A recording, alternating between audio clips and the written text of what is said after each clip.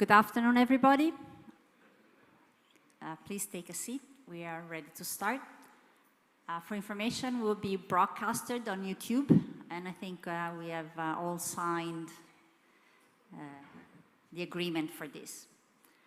So, on behalf of Dr. Giovanni Bazzoli, the President of the Cini Foundation, and of Dr. Gianfelice Rocca, the Vice President of the Cini Foundation, who could not be here, I'm welcoming you to the Cini Foundation. As you could have seen entering, this is a very inspiring location of culture, art, and science.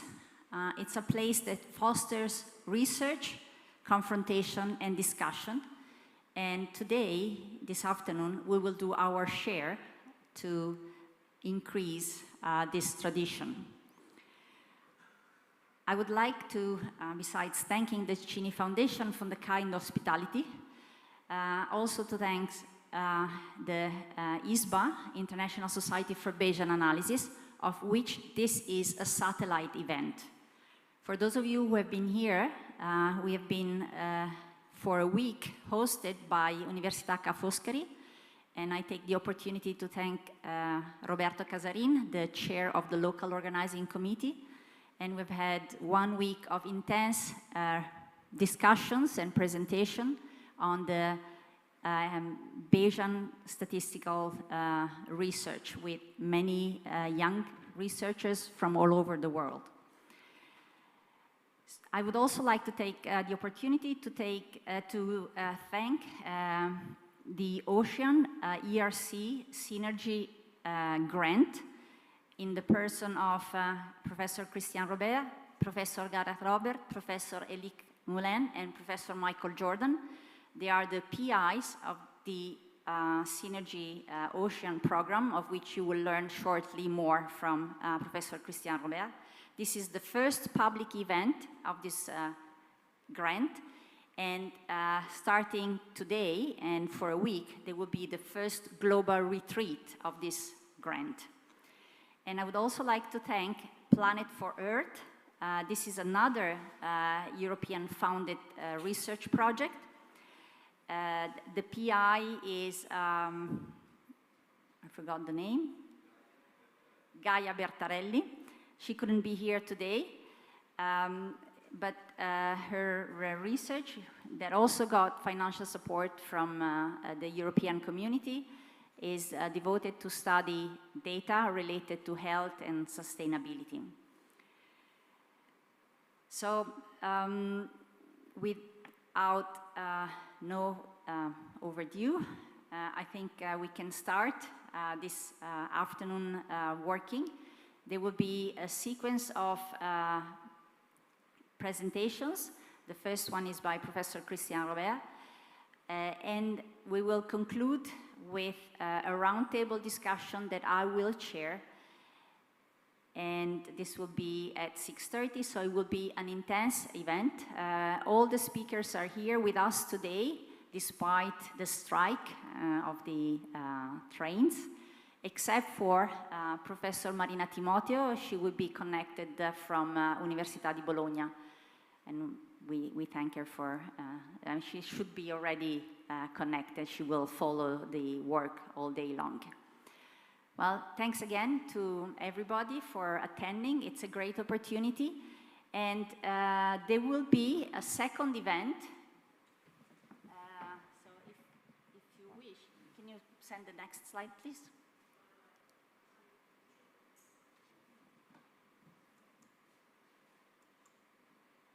No? Okay. But this is fine. Okay, thanks. I think we can start. Thank you.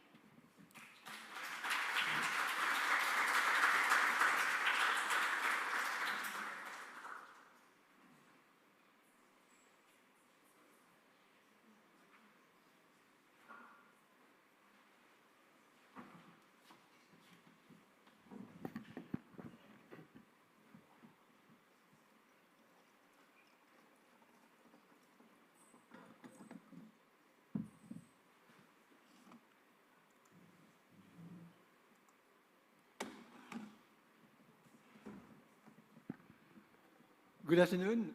Thank you, Antonietta, for this introduction. And thank you to the organizers, in particular to Roberto Casarin, for putting this session together. It's a great honor to be here, and for us in the Ocean ERC project, it's a fantastic way to start our annual retreat, in addition in such a terrific location. Okay, sorry. I will be a bit bent because the computer is not showing the same thing. So what is Ocean?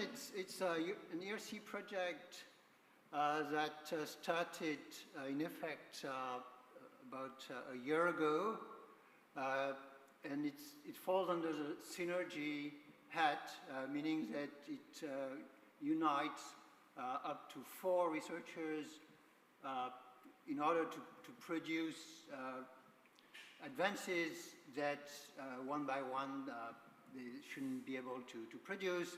And so the PIs in our synergy are Eric Moulin, who is there, Michael Jordan, who should be here within 1 hour, Gareth Roberts, who is not here yet, and myself, involved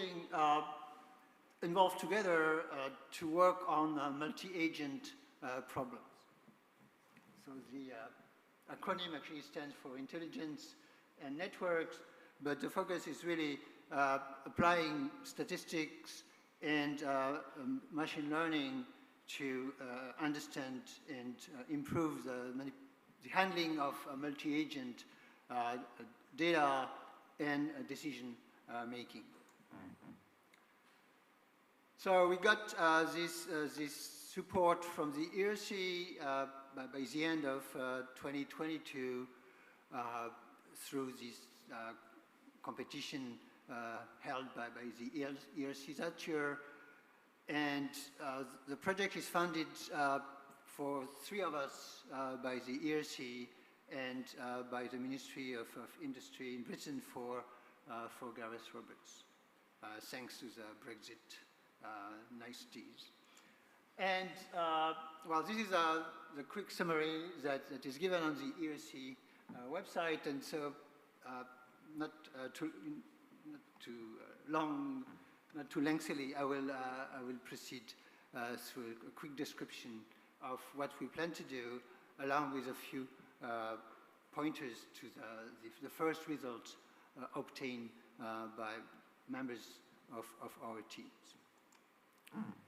So the idea is to tackle new forms of data processing and decision making in a new word that is a word of multiple agents, multiple sites, multiple forms of data storage that do not fit that easily under the single hat of a single statistician or machine learner handling all those items to reach a decision, or more widely a better understanding of the word behind those data sets.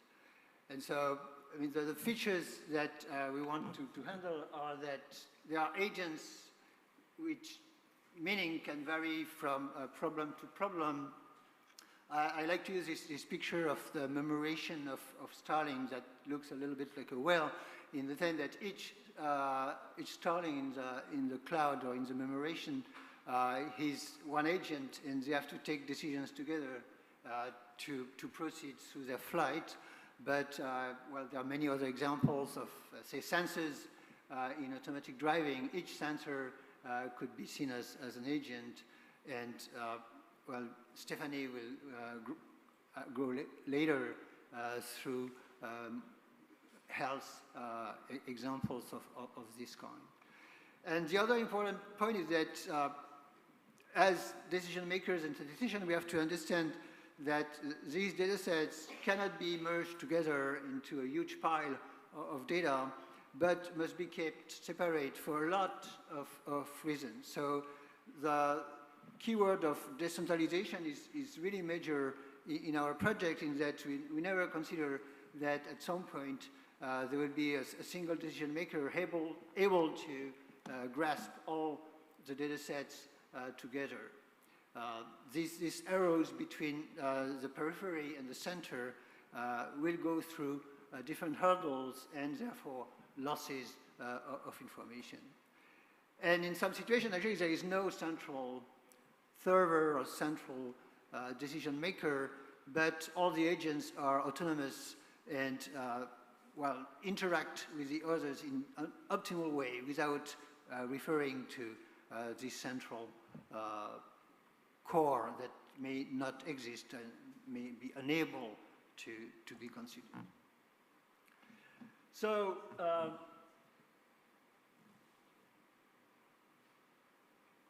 it's confusing, it's not the right slide. So to reach this, this goal, we'll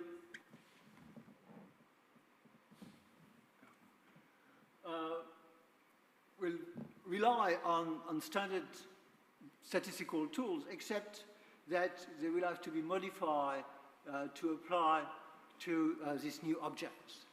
And so there are constraints that are not so common in the, say, classical statistical theory of communication, privacy, but also reluctance of agents to provide exact answers and full light on their own data set.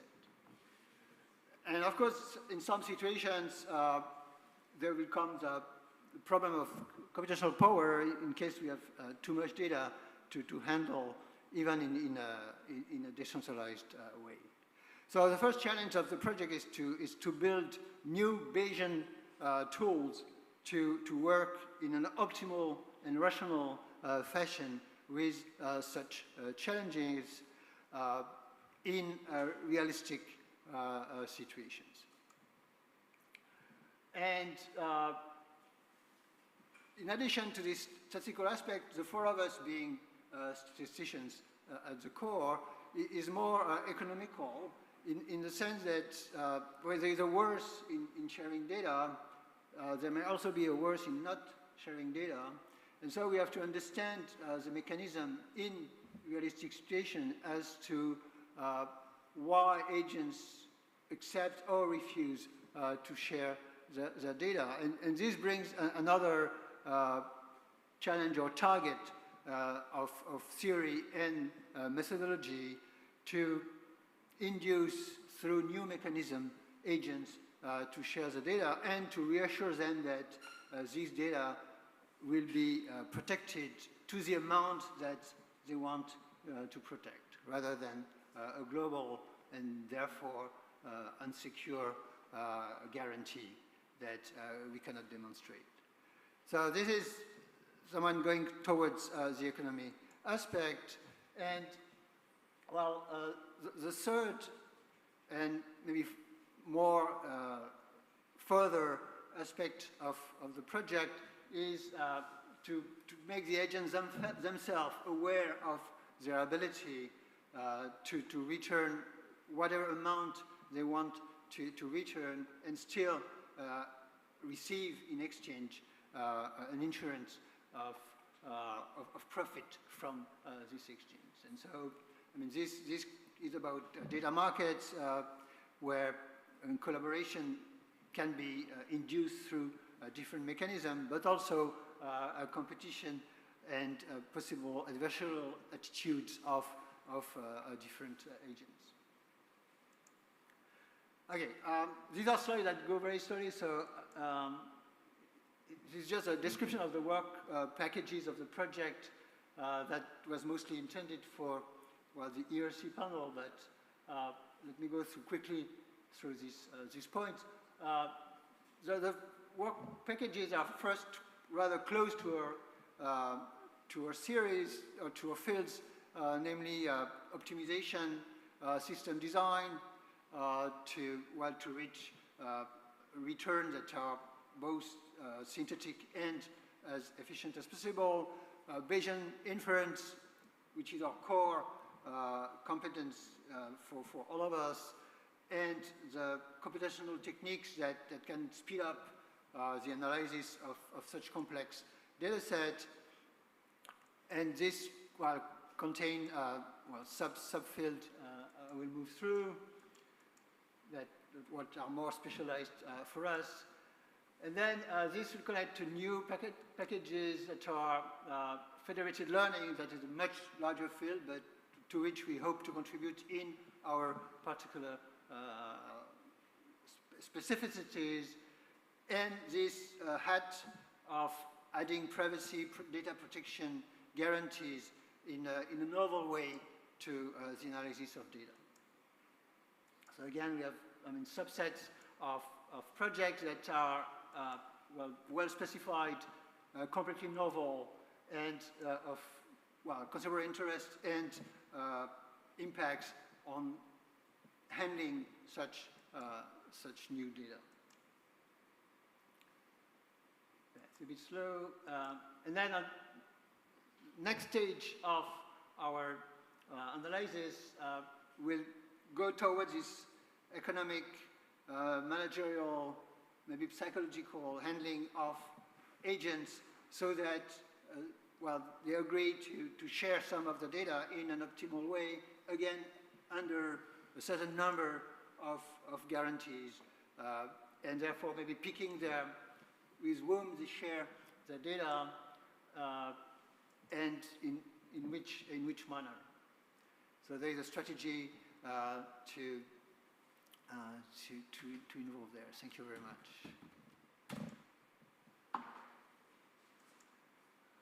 And so this brings other topics like bandits and games, and eventually reaching out to the economic subfield of data economy. So, globally, the Ocean project is based on this triangle between statistics, economics, and computer science, in what we could consider as statistical data economics, so that it brings them together. We are embedding all those equations in a firmly statistical perspective, or game theory perspective of decision-making, with probabilistic modeling of the behavior of agents, of the origination of data, and of decision-making, which is why we keep to the Bayesian framework, as again, for us, it is the most rational and efficient way of handling data, but in a novel ocean, if you want, that we have not, on which we have not fared so far, and therefore discovering new tools to explore this. And because of the complexity of the data, this title of a Nature Tribune 2 years ago by my friend AJ Wagenmaker and colleagues is quite appropriate, in that as we have many data sets contributing to the analysis, we must also have many statistical tools and analyses, not competing, but adding to one another to improve the understanding of the data, while preserving all the guarantees on privacy and data protection. So to conclude, just let me show you a few of the realizations I can cite over the first year, mostly taken from the ISBA conference that just is finishing today, as creating a decision theoretic environment for data privacy, which means creating new concept of data privacy, with most speakers being here in this room. Similarly, creating ways of randomizing the data to a minimum aspect between agents to keep as much information as possible, while hiding each data set to the world or to the other agents, and using standard tools of statistics like statistics, that is summaries, but without revealing again the entire data, which leads to this insufficient Gibbs sampling that was presented. And then Michael presented also a talk at ISBA as a definitive lecture, and he discussed a concept that his team has recently investigated of multi-level platforms where users are contributing data to some platforms of their choice and to some amount that they decide. So this illustration is that the return data that is noisy and possibly summarized, and then the platforms have to decide which amount of data they return to the final user, and conversely, which amount each user can deliver for obtaining this data. And Michael pointed out in his talk that this leads to privacy regulations that are found, well, particularly in Europe with GDPR, that are fairly rigid and uniform across data sets and users, with, of course, a certain amount of protection for which we can be grateful, but also with impacts on the quality of data, and therefore the benefits or the outputs that some companies can be made when having this data. And some of the results that were discussed in the talk there, that this uniform ban has not the maximum utility for the users if we can allow for more specific tuning of the privacy constraint. And then other papers that were recently published by the network are, for instance, around federated learning, and these are three illustrations of the past few months.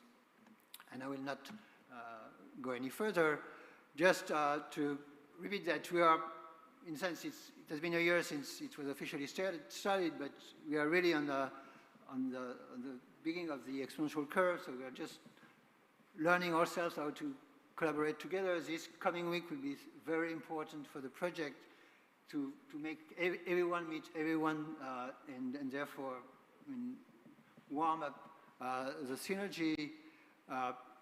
We're really expecting a lot from the project. We are very honored and grateful that Europe granted us this opportunity, and we are obviously very open to all collaborations on such topics, whether as challenge data sets or other forms of communication. Thank you very much.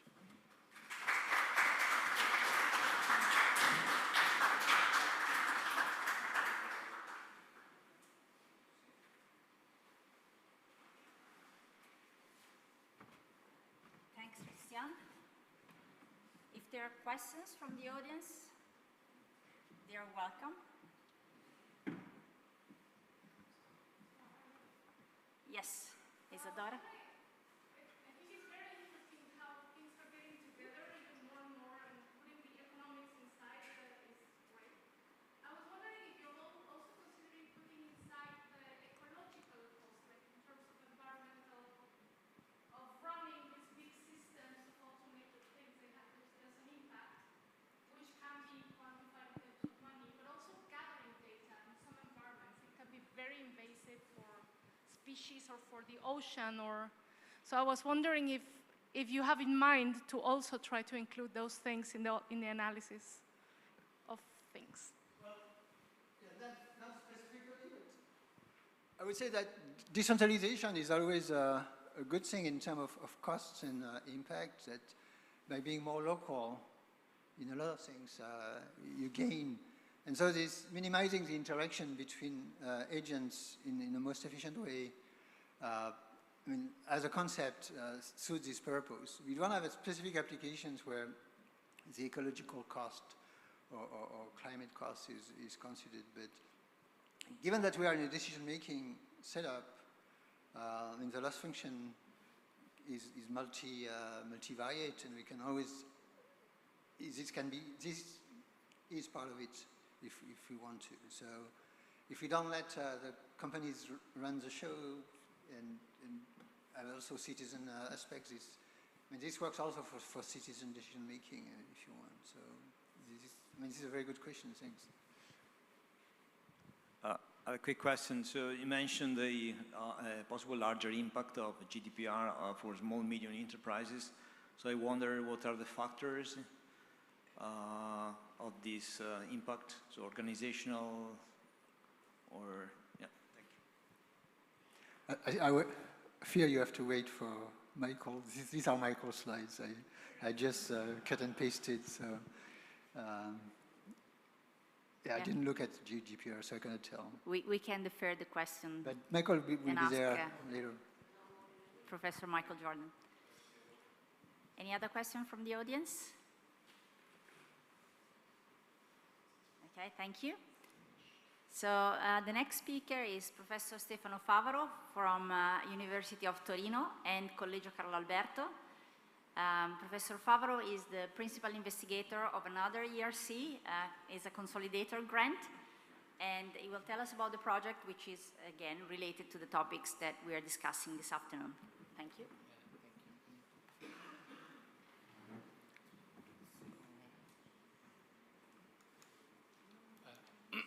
Okay, so thank you first to the organizers and for all of us to come here today. And so first of all, so this is not the title of the project, so the project is finishing. And so first I would like to explain how the project is related to the subject of this meeting. So the goal of my project was to investigate from a frequentist and Bayesian perspective, a very classical problem, which is at the crossroad of computer science, statistics, and information theory, which is the problem of estimating, it's the Turing problem of estimating the missing mass. So basically, if I have a collection of symbols, how can I estimate the probability of discovering a new symbol? This is apparently unrelated to what we are discussing today, but it's not. There are many variations of this problem, and a variation of this problem is actually an index of disclosure risk. So an index of disclosure risk are somehow one of the first attempts of statisticians to deal with the data confidentiality. Okay, so, and in particular, it's an index which is, so the game is something like that. So I observe a collection of symbols, and each symbol describe an individual with respect to some features, and the goal is to estimate how many unique symbols there are in the sample and there are also in the population. So being unique at the sample level and the population level is risky with respect to the possibility of being re-identified, possibly using some external information. And this is a kind of old-style data confidentiality analysis. And this is from this point, that's the link with what I'm going to discuss today. So I started being interested in how to deal with privatized data in statistics. So how to make statistics when the data somehow are privatized. And I'm going to discuss something more general, which I call flow data, which are a kind of imperfect data, not necessarily related to privacy constraints, but other constraints. And so the motivation is the following. So in modern statistics, the availability and use of data are constrained by some factors that are quite common, like privacy, fairness, computation, memory, and communication, and so on. And these system constraints require to handle with non-standard or flow data. So data that that deviate somehow from the original form. And privatized data is a kind of this data. And here I presented a few examples of this kind of data, as I said, not necessarily related to privacy issues. So the first one is, of course, privacy. And so privacy regulation require to anonymize any sensitive information, and this results in having perturbed data that deviates from the original form. And there is a nice monograph by Dwork and Roth, and there are many techniques to do these things, like you can add a little bit of noise, or data swapping, or aggregation. There are many, many things to do that, and applications are countless. And what are the challenges here? Okay, the challenges are the following. So it's okay to add a bit of noise to privatize data, but somehow there is a kind of trade-off between privacy and utility. Okay, it's fine to add some noise, but I have a way to control this noise in such a way to not destroy too much the data, otherwise statisticians cannot use much.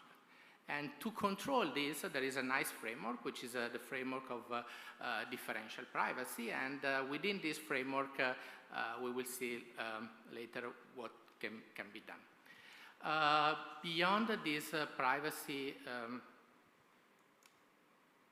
issue. Okay, so that's another problem where we can somehow have this flow data. So when you have problems of storage or transmission of the information efficiently, so you can use some form of data compression, and this results in what's typically called small summaries. And I want to use these small summaries of the data to make my inference. And again, there is a nice monograph by Cormod and E recently in 2020. And the techniques here are rather different, so it's random hashing. So what is random hashing? So it's a random function that maps my data into a lower dimensional space. Okay, and again, application, there are many kind of application, and the challenge here is very similar to the challenge that we had with perturbed data. It's a kind of trade-off between the amount of compression that I want and the possibility of concretely using this kind of compressed data. For instance, of course, this depends on the application. For instance, okay, lossy compression achieves a higher compression compared to lossless compression, but lossless compression is much more useful in transmission of the information, not in storing information.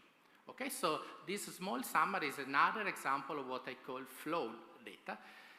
And again, we have issues of fairness or equity, and this typically requires to adjust a little bit the data in order to have a kind of equal treatment of diverse demographic group, but not only. And typically here one can use the imputed data to correct the bias or to replace some missing values. And there are many techniques. It's rather different from privacy here, because in privacy we have this nice framework of differential privacy that somehow it's a sort of, it set the rules of the game, and here in fairness there is not something like that. So people are still exploring a framework to deal with fairness. And again, there is a kind of challenge of, let's say, not destroying too much the original information in order to impossible to do statistics. So here, so I consider here I presented a few examples of a few of what I call system constraints and the kind of flow data that they produce. So privacy typically results in perturbed data, problem of compression or transmission of information that result in small summaries of the data, and finally fairness on, or equity. So, okay, what are the, okay, and the last thing is the following, that all this kind of data typically appear in a static or batch setting and also in streaming setting.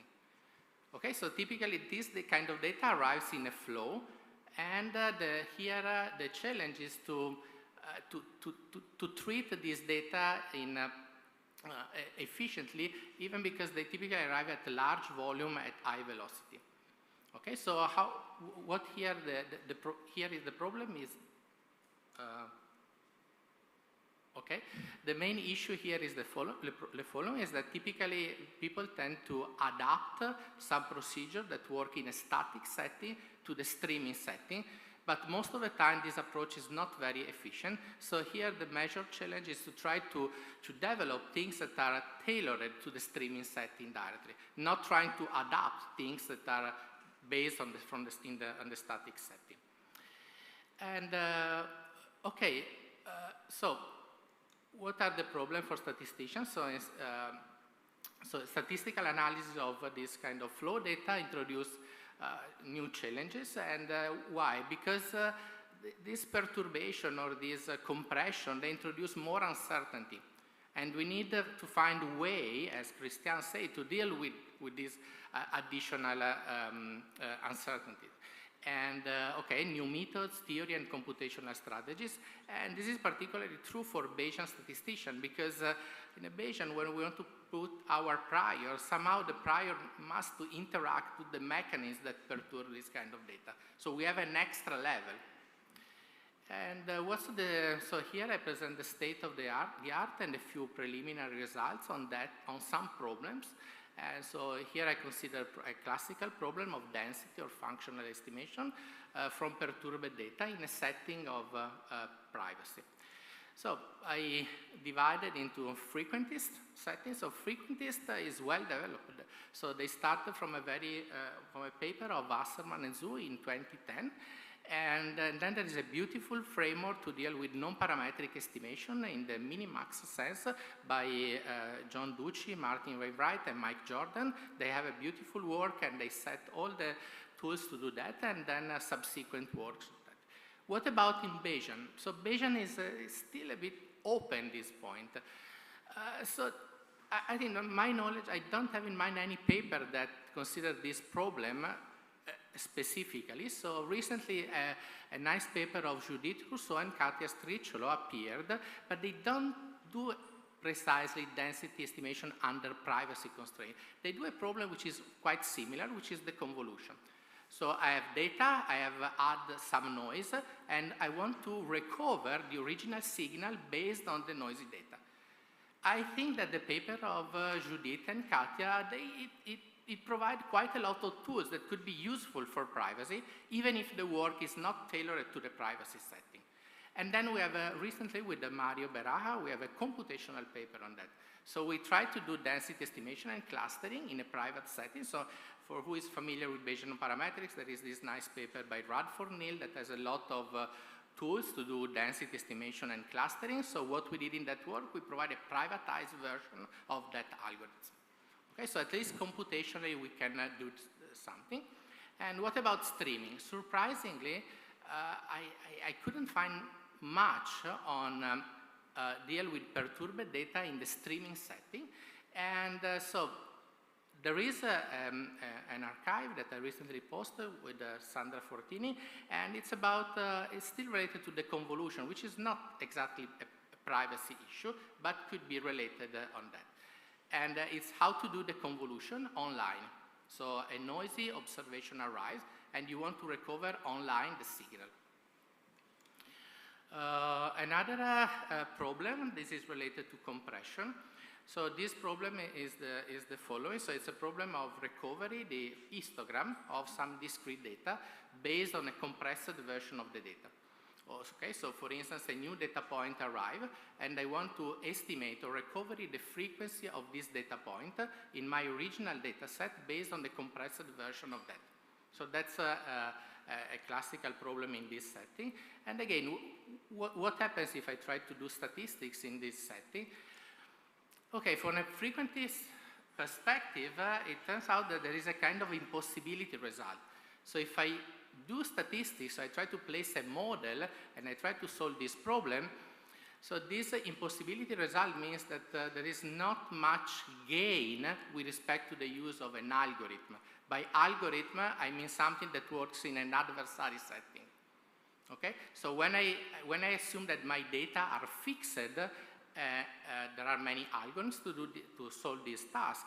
But if I try to solve from a statistical perspective in a non-parametric setting, by non-parametric I mean distribution free, okay, then I can go back to the algorithm, so no gain in that. What about in Bayesian? In Bayesian there is some work on that, but this is a very critical issue, and that's one example where the prior has to somehow to talk with the mechanism of compression.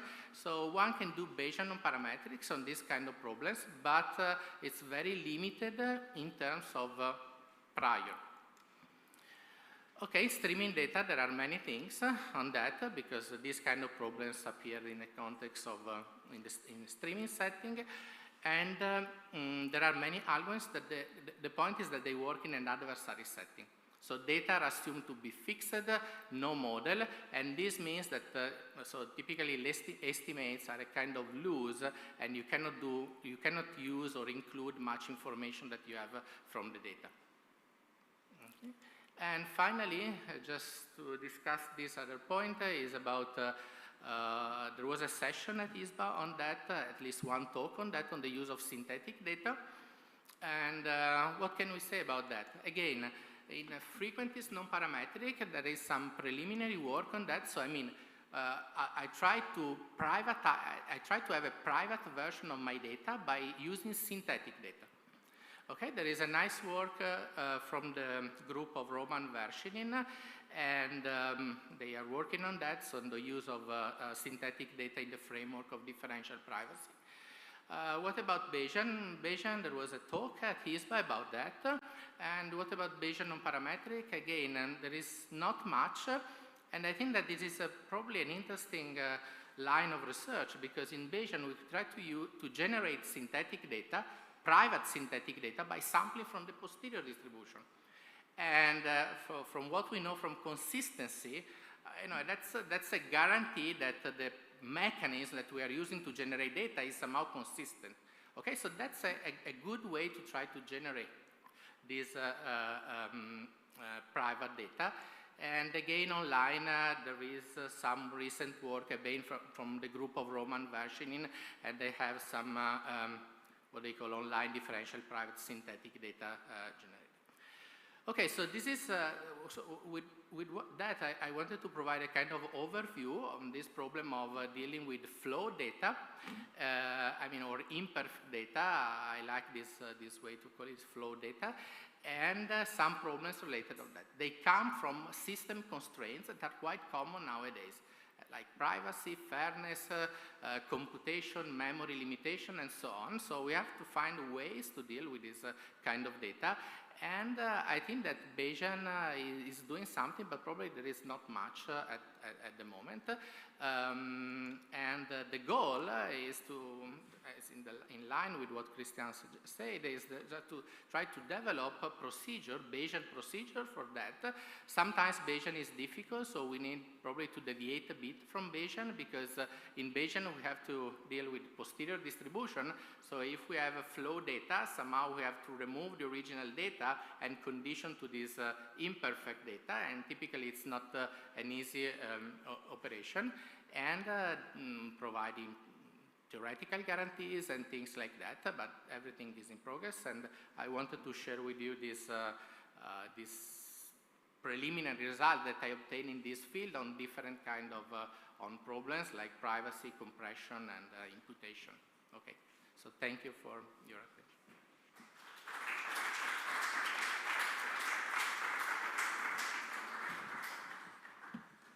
Thank you. You can say if there are one or two questions from the audience, they are welcome. It was very interesting to hear about those two projects, one just starting, one just ending, and the fact that the European community is supporting this research is another sign that those topics are really topical. Christian?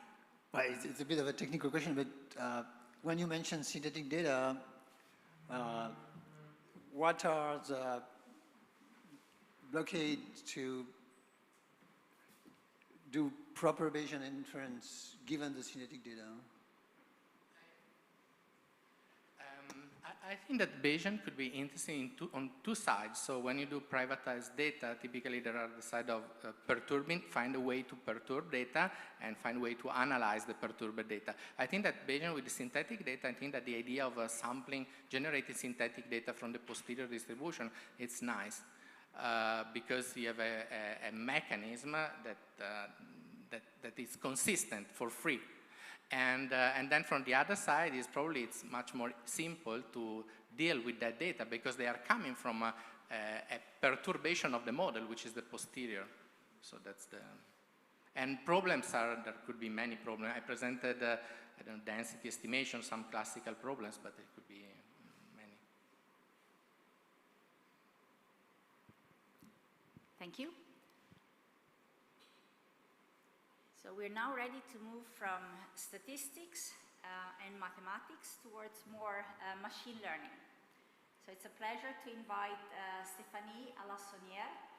She's Professor of Applied Mathematics and Statistics at the School of Medicine of Université Paris-Cité, where she also serves as Vice President in charge of research, economical transfer, and industrial partnership. She will talk about health data, rare disease, and privacy protection. Thank you. The floor is yours.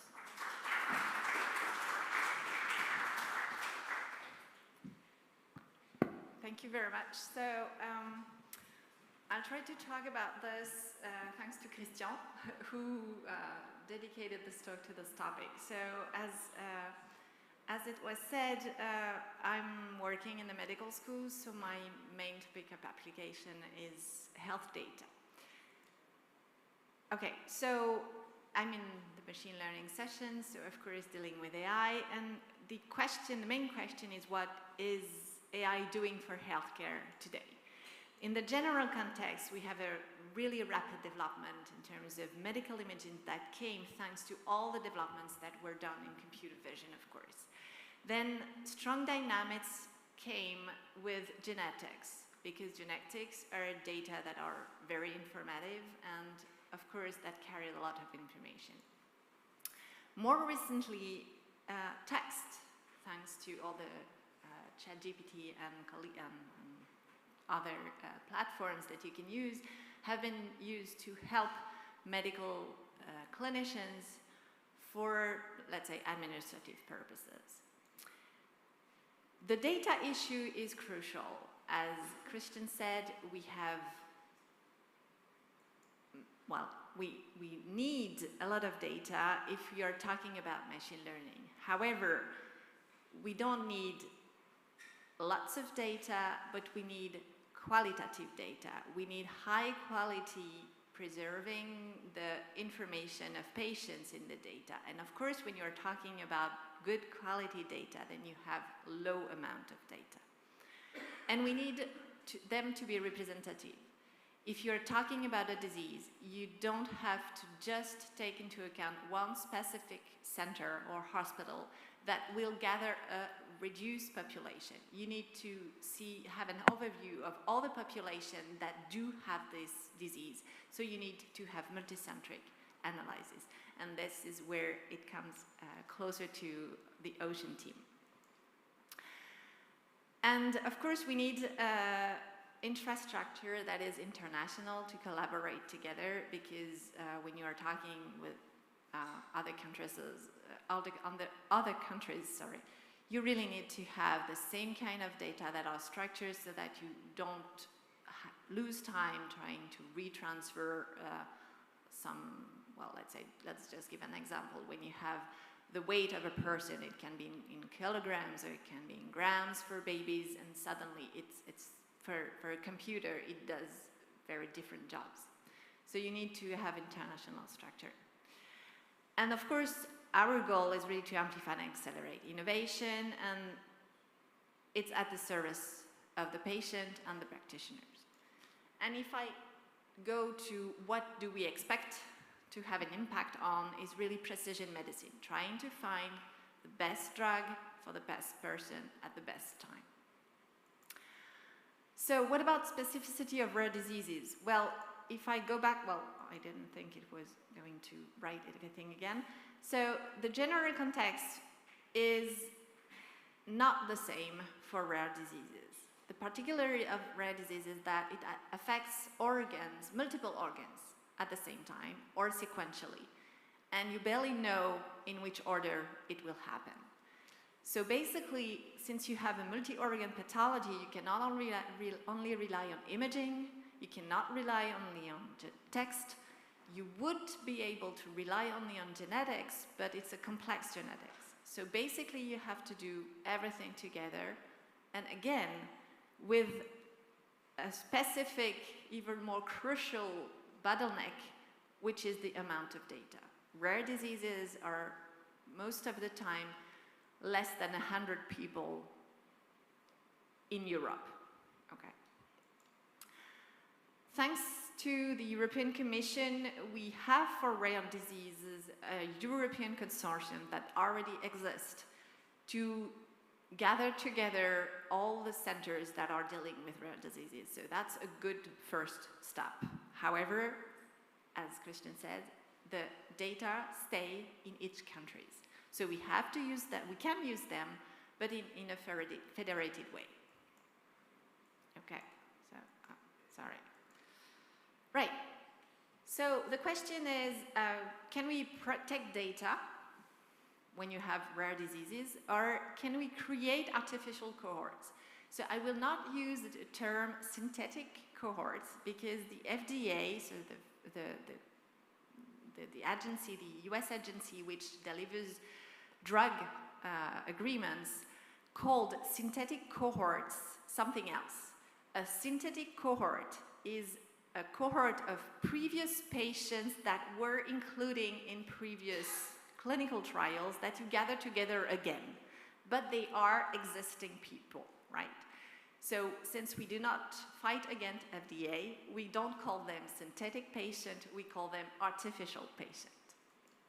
So we're gonna do the other way around. We are not trying to make the data anonymous, but we are trying to produce artificial ones that will mimic the same population locally. So imagine you have a hospital. Can I? Yeah. Imagine you have a hospital. I have data on one side. I will try to make the use of AI machinery to produce at the end data that will look like the one at the entrance. So first, this is the way we learn. So I don't know how familiar you are with variational autoencoders, but the way is roughly this. You take the data, you encode this, so you project them into a lower dimensional space that has a structure, so we require a structure. If you remove that structure here, which is not flat, so basically data are not living in a flat way, they are living in mountains and valleys. So if you remove this, then you cannot use this pipeline in a lower, in the high dimension, low sample size setting, basically. So you really need to have that specific block. So when you have data, you project them onto something that looks like this, and then going back and decoded them, you can have something that you can control to have almost the same entrance. And what is good is that at the end of the day, you learn what is the probability distribution of the population. So I'm not talking about each specific data separately. I'm talking about the whole population. I have what would be the posterior distribution of the data in that lower dimensional space, which again is not flat. So as examples I can show you here, you have a toy example with circles and rings, and these are the projection onto this two-dimensional space, okay? But what you don't see is that when it's white, you have mountains, and when it's black, you have valleys. So basically, you can walk around here, but you cannot cross over there, okay? It's really costly. So when you sample from this probability distribution, this posterior distribution that you have, thanks to this methodology, you can reproduce new samples that were actually not in the training set, but that look like elements that would be in that training set. So we did it, of course, for a different kind of benchmark data sets like fashionableness. For those who are doing computer vision, fashionableness is just a trivial data set, but useful. But we did it also for medical imaging. So here I have a very high dimensional low sample size issue. I have 50 patients only, and I have a 4 million voxel image. So 4 million is P, and 50 is N. And for statisticians, usually N smaller than P is not good. So you can imagine 50 smaller than 4 million, yes. But still, still we were able to produce a probability distribution in a much lower dimensional space, 15. So 4 million goes into 15 structured dimensional space. And then we sampled new elements. We did this and put them next to 2 real patients and show that to neurologists. And actually they were not able to say which one was the true one and which one was not the true one. And the answer is that the red ones are the fake ones, but they were not able to do this. And we, of course, did it many times. We did it also for tabular data, so basically from data sets that that clinical doctors collect before you go to a surgery or before you go to anesthesia. You have a list of things that are collected. We did the same. We took all these data, project them back to a lower dimensional space, and create fake artificial patients. And so we asked 3 anesthetists, medical doctor, to label 50 artificial and 50 real patients that we mixed together, and actually they were not able to have a score that were greater than 50%, so they were not able to say who was who. And in addition, when they were trying to figure out who was artificial, they disagreed with each other. So basically there was nothing that really said that one specific patient was a fake one.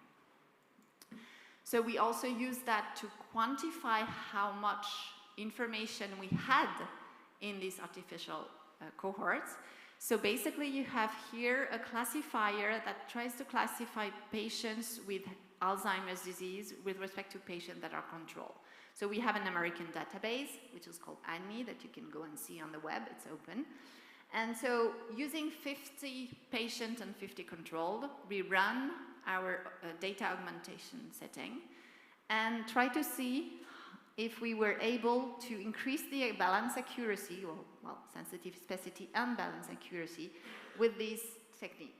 And we were quite happy to say that even if we only have 50, we were able to catch all the diversity and more in this cohort so that we are able to really increase significantly the statistical power of this classifier. So if we have 250 in each category, we were also able to increase the scores. So the question is, well, okay, I have new patients, but are these artificial patients really different from the initial patients so that we can say that they are some kind of an anonymization of the database? So first, with a qualitative point of view, what we did was try to pick one point. So pick one point here, try to see what is the true image closer to it. Okay, so this is a real person. This is the encoded person. And sample around in here in the 15 dimension. And if you can see, if I only give you these 12 images, I'm not sure you would be able to tell me who's that guy. Actually, I thought it was Brad Pitt, and somebody a week ago told me it was not Brad Pitt, so sorry. And if you go to that person, this is it's compressed version, okay? So projection into 15 dimension, and this is his neighbors. So in a qualitative way, we can say that we did not really reproduce the same person. Look at that one. He's black skin, mustaches, and he has pink hair. So basically, in a certain direction, in this lower dimensional space, we can produce this kind of deviation from that person. So qualitatively speaking, the people that we are generating around are very different. But the question is, can we say quantitatively what is an anonymization of a cohort? So there is a criteria that has been made in Europe, which is called by the G29, which says an anonymization solution must be built on a case-by-case basis and adapted to the intended use, which means it's going to be a nightmare for us. And these are the criteria. So the first one is individualization.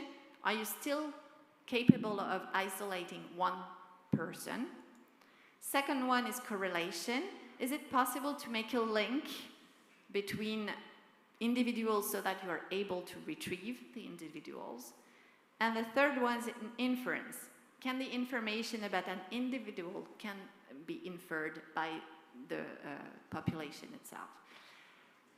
And of course, since I don't want to have a criteria for each use, I really want, I don't know why it's the same again, sorry, oops.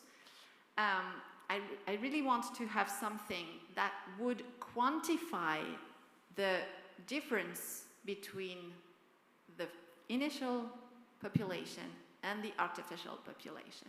And this is what Christian is trying to do with differential privacy. So it really needs for improvement in sort of definition of differential privacy so that we will be able to go and not have a case-by-case study for that purposes. So, so we need to evaluate the re-identification risk, which will be actually a lower bound on the differential privacy. If we have enough privacy so that we are not close to zero, the distance between the original and the artificial population is different from zero, then we will be able to propose something that would work, not in a case-by-case practice. Okay. So to conclude, well, why do we do that? Well, we were talking about rare diseases earlier. When you have these rare diseases, you never want to be able to re-identify because a very low amount of information for those people are identifying these people. So basically, we need to be able to keep the data on their own site, try to do something locally, and then try to, let's say, aggregate what has been produced, or use these fake data so that we can protect the people. So what we were thinking of doing is really to try to optimize the way we can treat patients with rare diseases locally. So I have a local cohort, and then I will try to mimic this cohort with artificial patients. And these artificial patients will be able to feed federated or not federated, aggregated, whatever algorithm, but with a certain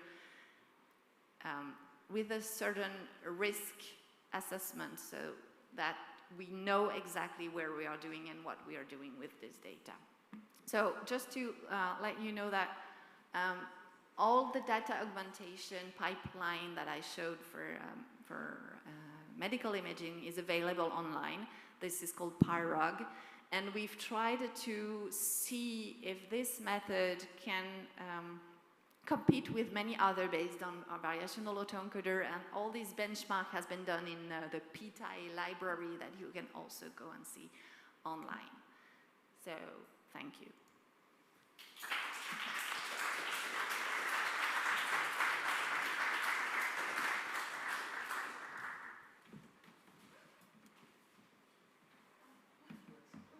Thank you, very interesting.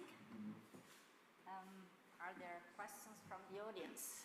Yes, Professor Di Serio. Hi, thank you for your brilliant talk. Okay, thank you for your brilliant talk. I also work in a medical environment with rare disease, so on these issues, I wanted to ask you, how much should we care about the ethical part? Since, of course, dealing with rare disease, we know that even in the approval of the patent of treatments, there is also the issue of a small sample, and just delivering these kind of things to people and institution like pharma and so on, where there is also an issue on economic interest. Isn't it something where a statistician should always be part of? You can, may I ask you to come here? You can take the question. Thank you. Take your time. So I completely agree that the ethical part is at the core of our research. The ethical part comes on both sides. So we need to respect the patient, but we also need to do everything that we can do to help them. So, for example, the way we are thinking these could be used is, for example, for clinical trials. When you have a phase 3 clinical trials that requires, let's say, 500 person in each arm, you will never be able to include 500 people, well, 1,000 people in rare diseases. So basically, if we can reduce the amount of people that will be included, first in the control arm, so saying that not 500 but just 100 will be enough to get all the characteristics of these population, and suddenly you will reduce the clinical trial inclusion to 600. And then 600 means that it will not last longer than what was the initial time of the clinical trial.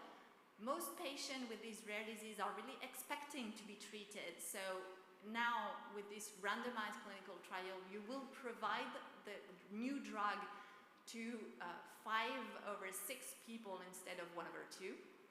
So it's really a question about what can we do to use this method in an ethical way, protecting the person but trying to help them anyway.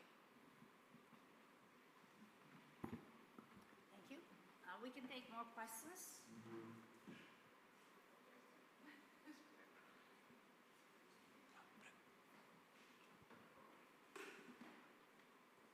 So thank you for the presentation. Just like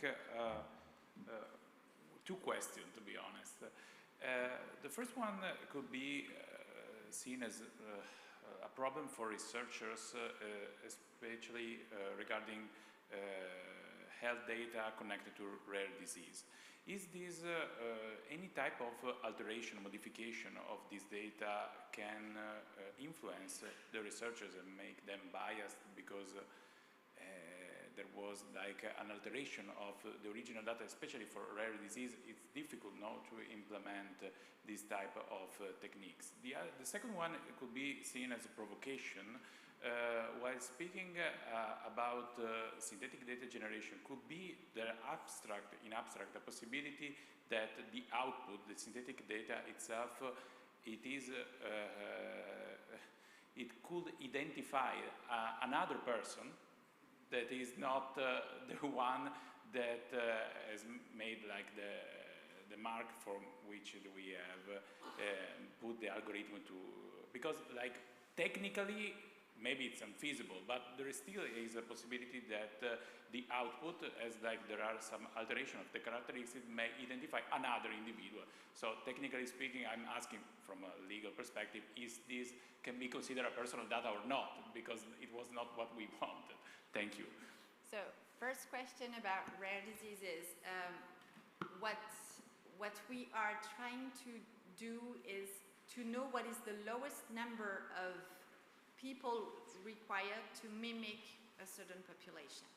So we are replaying clinical trials to know exactly until when we can decrease the number of patients that are included first, so that we won't lose anything.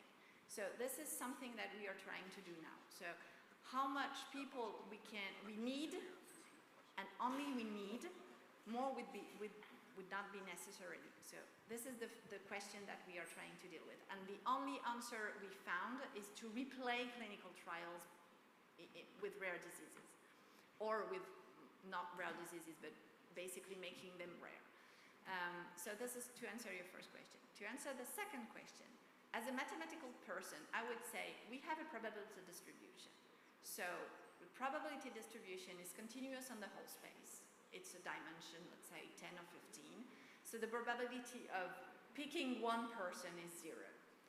Of course, this is a mathematical answer. But I don't know if at some point someone with a brown skin can have a mustache and can put, let's say, how do you say that, fake hair. pink fake air. Well, that could happen. I don't know. But actually, this person was not in the training set from the beginning.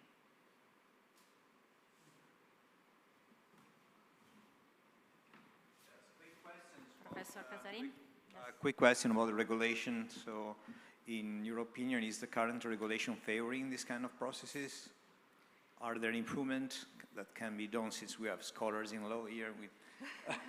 We can share opinions about this. Thank you. We are trying to talk with EMA, of course, for drug development and medical devices, to know what would be the proof that statisticians have to give, and differential privacy is one of them. They want to know how different the population are. They have to be different, but not too much different. So this is really a key question. And so we are really talking to them to know exactly what proofs we have to give them. And of course, they are requiring more than what we can provide. So we are trying to decrease their expectation and increase our challenges in the same way. But yes, we are talking with them. Thank you. I actually also have a question. Sorry. Yes. So you mentioned that one of the EU regulations is that you cannot identify a single person. I'm wondering if the regulation allows adversarial type of machinery to, if the adversarial, say, network cannot identify, will the EU regulation be happy with that, or if they set some standards? Well, if you look at the G29 requirements, nothing is really clear. So basically, if you can prove that you cannot re-identify with, let's say, usual things, well, the thing that we said is that, well, one individual has a zero probability to be recovered because it's a continuous probability distribution. But basically, if you go out over a certain epsilon unit ball, then of course you will be away. This is the way we are doing. We didn't talk about adversarial networks, for example, that could be used to re-identify. But in the Gene 29, nothing was written. Thank you. Good. Thank you. Thanks again to all the speakers of the first session.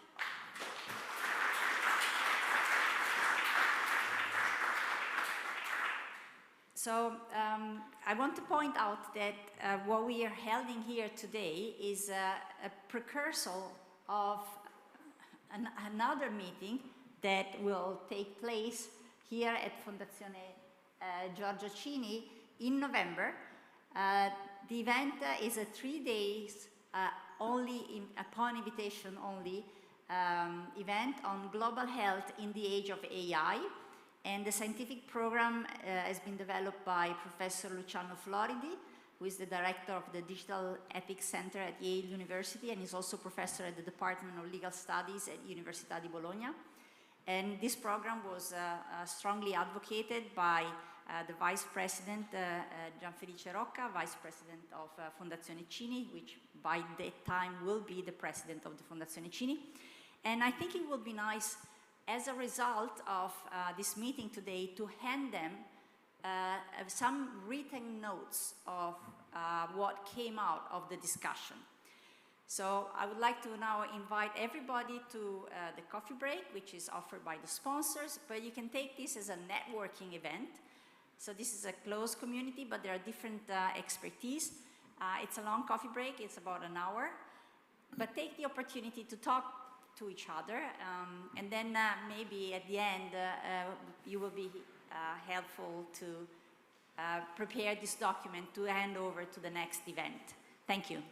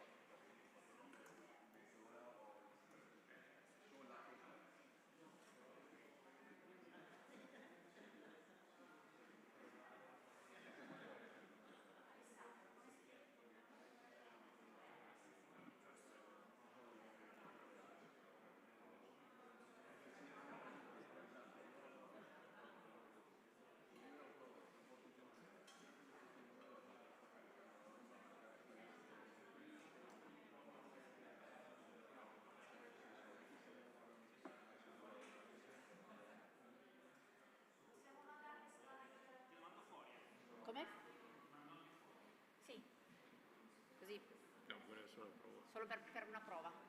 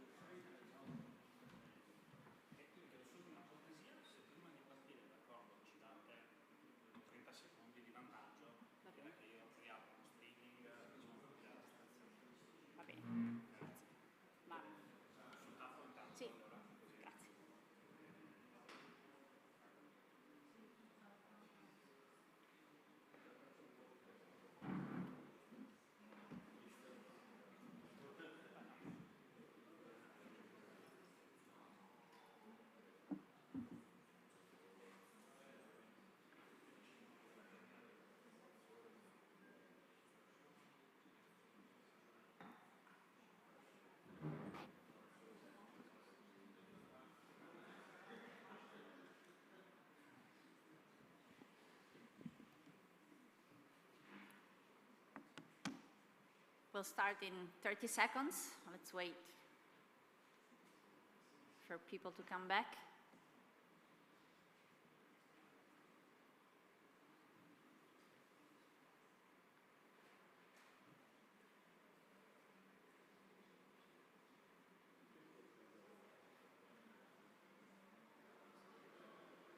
Aspettiamo. Sì, aspettiamo, se sta arrivando gente, mi fai un segno se sta arrivando della gente. So welcome back, please take a seat. We are ready to start.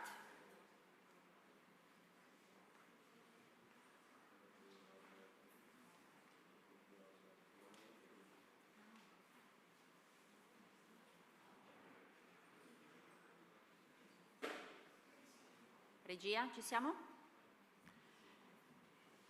So welcome back. In this second part of the event, we will focus on law, and it's a pleasure to introduce Alessandro Bernes.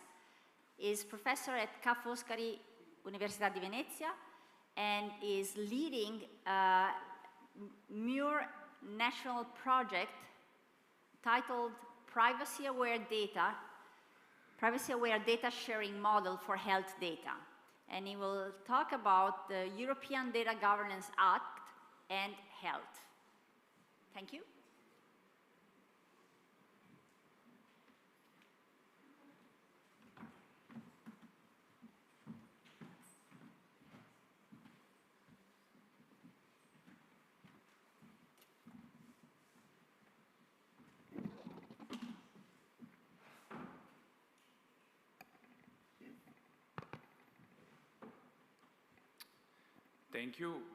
Thank you, Antonietta. I would like to thank also for the invitation Roberto, Casarin, Michael Jordan, and it is an honor for me to be here.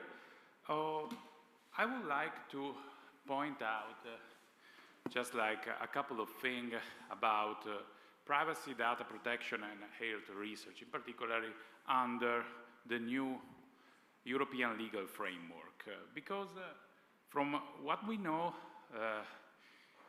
we have studied the one lesson learned from the COVID-19 pandemic.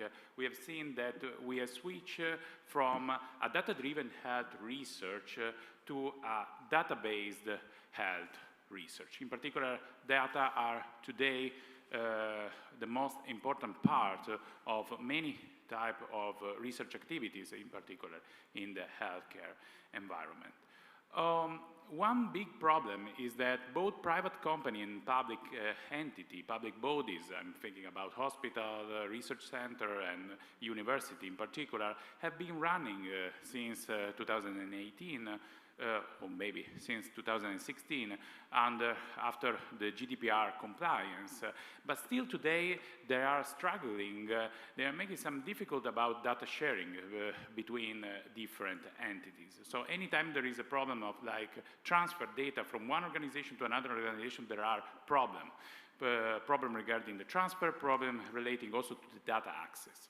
So the new European Union strategy that maybe we heard a lot, these new legislative acts about open data, the so-called Open Data Directive, one was focusing, another regulation was focusing on the data governance, data sharing, the so-called Data Governance Act, on which I will say something in a minute. Then regarding data access, such as like the Data Act, and today also you heard for sure about the Artificial Intelligence System, in particular the AI Act, so Artificial Intelligence Act. And what could be the future is like under the European data strategies, I will say, regarding the creation of some different European data spaces regarding mobility, regarding tourism, and one in particular regarding health, so the so-called European Health Data Space, on which it was early adopted a new proposal for a regulation. One thing that we need to point out, one point that is really important is that after the GDPR, we have moved to a system that is not uni-centered on the individual, on the protection of that individual. So privacy and data protection is not only a fundamental rights of the individual, but we have other fundamental freedom that needs to be considered as an equal rank and needs to be balanced with the fundamental right of the individual. And these are the free flow of data and in particular the data reuse. So we can say like a multipolar legal framework. What is necessary to understand now from a legal perspective, I will not go into details in this short presentation, but is that under the GDPR we all know about data controller, data processor, data subject, but now we have many different actors that are labeled with different names, such as like public sector bodies, reusers, data intermediaries, data holders, data users. So who are them? They are defined in these different legislative acts, but the problem is that there are significant overlapping between the different texts, because we have many, at least 4 different regulations that need to be considered together. And also it seems that there are some inconsistencies between these different legal acts. One thing that would be important regarding health data is that in particular, we are going to see under the new proposal for a regulation of European health data space, it has been set out new legal basis for the processing of personal data that goes beyond the consent.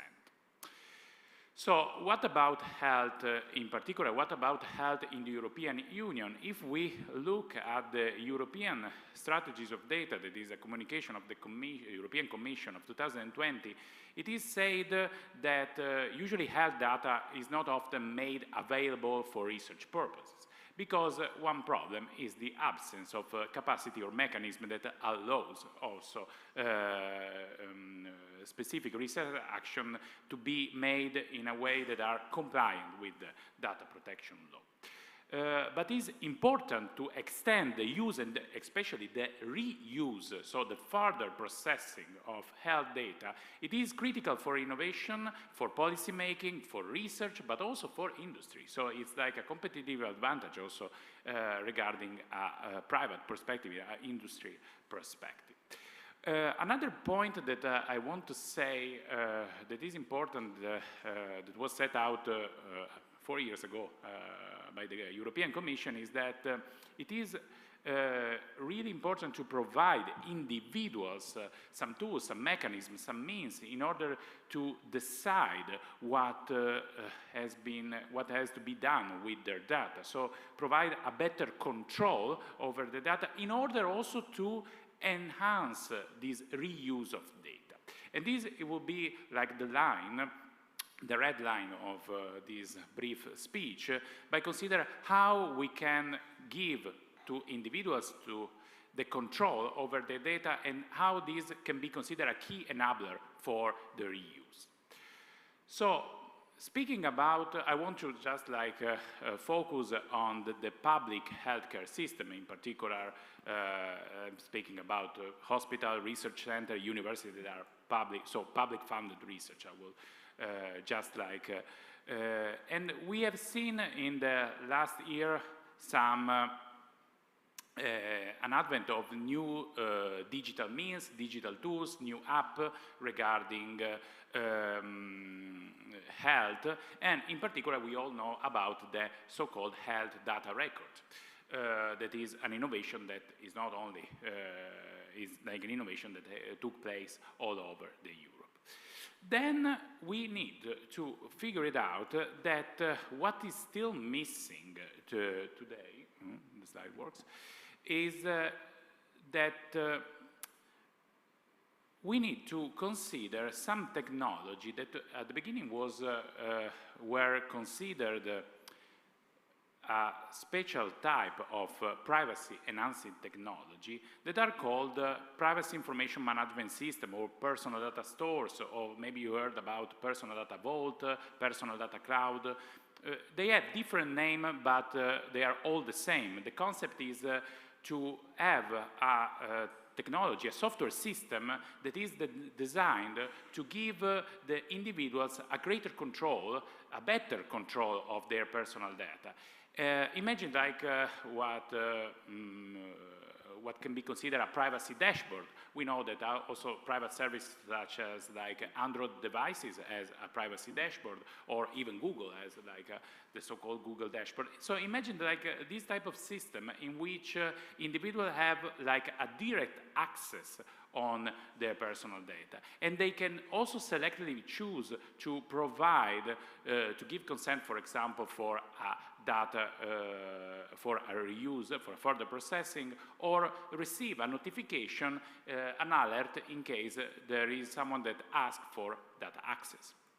So in this sense, we can see a data processing that is more transparent, and also, technically speaking, we can imagine like a computation that is made directly into a third-party server devices, so in a secure environment. So just like I show you a figure that what could be the utility, the users of this type of software system in the healthcare system, by focusing on even could be a federated platform, but imagine like all medical data, electronic medical data, such as like images of diagnostic images, blood analysis, medical insurance, genetic data that are stored in a server that can be accessed through a dashboard directly by the patients or individual to which the patient have granted access, but also from, of course, the healthcare professional that is working under the hospital, but also other researchers in a way that is not like you want to avoid the replication of the data, and you just like have a centralized source of all this data, but the system it is decentralized, as like any individual has his own personal data vault, personal data store. So by speaking about these personal data stores, we can imagine if they can be considered like as data intermediary under the new regulation, so-called Data Governance Act, that you know was published in the year 2022 as a regulation of the European Union, was published in 2022 and entered in force in September 2023. I need to say that for the first time in a European regulation, personal data space have been mentioned in the regulation, Recital 31, in which it said that a personal data space can support data transfer. And this also could see in the case if processing if data processing happen in a space without personal data being transmitted to third party in order to maximize the protection, the data protection and privacy of the individual. The only problem is that if we focus on the definition of data intermediaries under the Data Governance Act, so the subject that falls under the application, under the scope of application of the regulation, is that we need to look only on data intermediation services that aims to establish the commercial relationship between data subjects, so individuals, or data holders. So imagine, like I'm saying, when I'm speaking about data holders, I'm saying about the entity that has been put in place a collection of data, for example, for providing healthcare facilities or for providing like a healthcare treatment, and data users that could be considered like researchers for other university. So a data intermediaries, so that could be a third-party service provider, software provider, such as like personal data stores, in order to be classified as a data intermediary services, needs to establish commercial relationship. So if we look at the public sector perspective, it is really difficult to imagine, like, for example, intermediation activity between an hospital and a public university has to establish a commercial relationship. So this is like a problem regarding if we look at the data intermediaries from a public perspective. Another thing that we need to consider is that for data intermediation services, these type of services can offer the service to make personal data of the individual available to other subjects, but they cannot offer other type of service, other type of data-driven services. So if they want to provide cybersecurity add-on or they want to provide analytics, they are not allowed to do, because in this case they are not considered as a neutral data intermediaries. So imagine like this is like the idea. This part of our project is to provide, to check if a personal data stores framework could work for enabling, as a key enabler for health, maximizing data sharing in the healthcare sector. So imagine like from one side on the left we have a data holder, so the first collector of data. So for example, the hospital that has collected the clinical data of the patients. The patients have possibility to access his or her data directly through the personal data stores, and a researcher asks for data access, and instead of like having a data transfer directly by the hospital to another institution, it's just like a way to work with the intermediary that grant access to the data users and also can be considered as a secure environment in order the data processing took place directly inside that, that environment. I'm saying that the problem is that, as I said, if these data intermediation services are directly developed by the public sector, and this, as I said, it could be difficult to create a market of private entities that offer this type of services if they cannot offer other type of data-driven services in order to get a remuneration for offering that service. So it would be a typical example of these data intermediaries can work better maybe under the or being considered a public entity. The problem is that they cannot be considered a neutral, or they cannot be considered data intermediation services because they don't establish commercial relationship once that we are looking at the public sector. So if we look at the Data Governance Act, we have seen that, for example, repositories to enable the reuse of scientific research data in accordance with open access principles shall not be considered data intermediation services. So this means that more than 30 articles of the Data Governance Act, of the new regulation Data Governance Act, does not apply to public scientific research. So which part of the Data Governance Act may be considered for personal data stores that are developed by public sector? Is the so-called definition of data altruism. Is a broad definition, maybe you heard about them.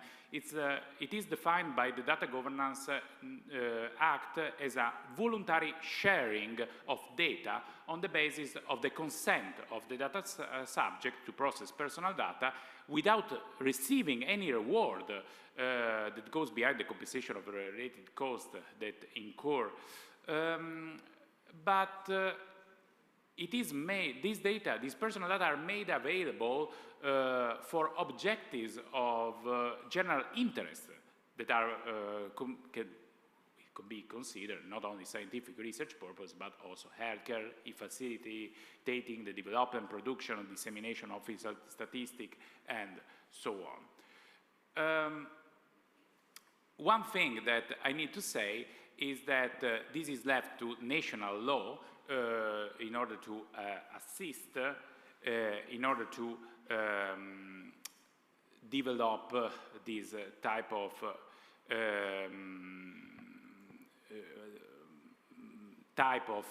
data altruism. And one thing is that they can be considered such as like data altruism organization that can be both private and public sector entity that are not considered, this is what the Data Governance Act says, are not considered data intermediaries even if they are similar to data intermediaries because they take data in order to make them available to other subjects. So what would be the conclusion? Just like a couple of slides regarding the new proposed, in particular regarding the healthcare sector, regarding the health data space regulation. It is a proposal that is not yet published because it was like early adopted by the European Parliament in April 2024. Here, this regulation is really a broad regulation because focus not only of the reuse of data for scientific research purpose, innovation, policy making, and so on, the so-called secondary use, but cover also the primary use. So improving access and control by natural person about their health data by providing new type of rights to the individual and by providing technical means that needs to be considered as like an evolution, a development of the electronic health data record. I don't have time to focus in particular on the new rights that have been,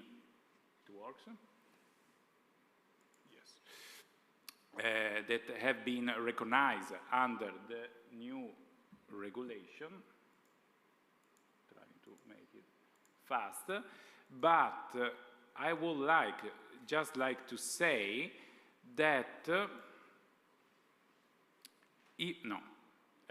even in the new European health data space, in which we need to consider that this regulation wants to facilitate data sharing for not only for healthcare professionals for providing healthcare services, but also for scientific research purposes and also for cross-border data transfer. Again, we can find the situation of, we can find again the subjects that can be considered data intermediaries. They change a little bit the name because here we have the so-called data access body that acts as an intermediaries between data holders and data users. But here again, we have to think, if this proposal will then be published, we need to think how we can develop, how we can imagine this actor under the public sector. Finally, we need to understand that this new type of European Union framework in which we want to break the monopoly of data, but we want to create like a data sharing model in which we have a decentralized approach. We need to rely on these data intermediaries. The problem is that we need to focus now because we need to understand who can be considered like data intermediaries, because we have a lot of requirements to be considered that, but we're still lacking the subject. Thank you, Alessandro. In the interest of time, I will let Professor Marina Timoteo from University of Bologna.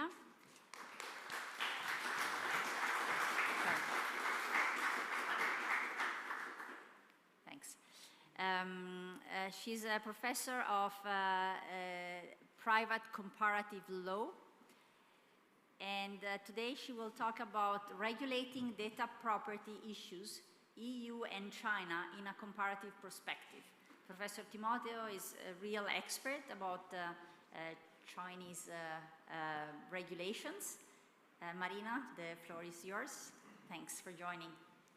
Thank you, Antonietta. Yes, I have the PPT presentation. Can you see it? No, we cannot. Hello? Can you share the screen? Oh, okay. Just a moment, because I... Dalla regia? Come fa? Manda lei o mandate voi dalla regia? You should share the... condividi lo schermo, Marina, tu. Sì, lo sto facendo, ma non vedete niente. Noi non vediamo niente. Aspetta che esco e rientro, perché chiudo qua, un attimo solo, Voi non avete le slide? Non potete condividerlo voi? No, te lo giro, ma aspetta un attimo perché l'abbiamo fatto la prova prima, ovviamente. Come?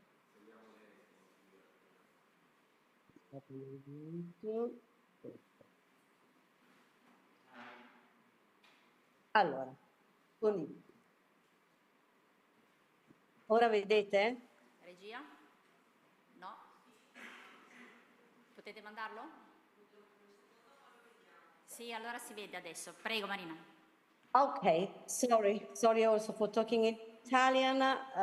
Okay, first of all, thank you for the invitation.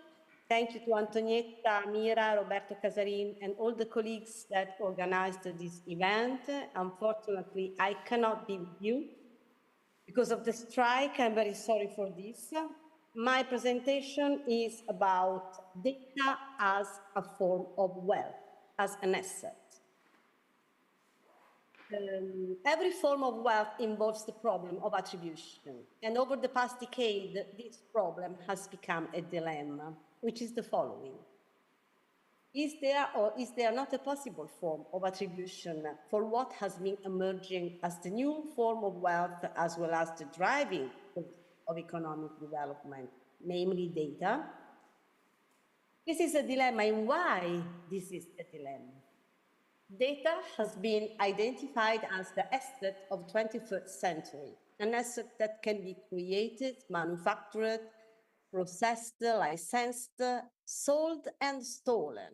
And in this regard, the data seems very similar to other goods. However, if we look at this new good from the perspective of claiming property rights over it, we got a problem, or as I said, we got a dilemma. On one hand, this dilemma reflects the jury's difficulties in following and chasing a reality shaped by technology like data. But on the other hand, this dilemma suffers at its root from the need to envisage new solutions to frame data into the traditional property law categories. According to the majority of law scholars in continental Europe, property law is not fit to cover data in a meaningful way. As a matter of fact, data differ from the traditional strategic asset based on which property law has been shaped. Data has peculiar characters since they are duplicable virtual entities that can be neither tangible nor exclusive by nature, and that data can be simultaneously used by an indefinite number of subjects, so its use is not rival. This specific factor renders data a sui generis asset, making difficult to frame it in terms of traditional property rights and in particular in terms of ownership. That is the concept which denotes the most extensive property right that a person may possibly have in any particular legal system. So we have a good question, whether an exclusive monopoly over data can be justified. This dilemma, this question, has been crossing legal systems from Europe to China.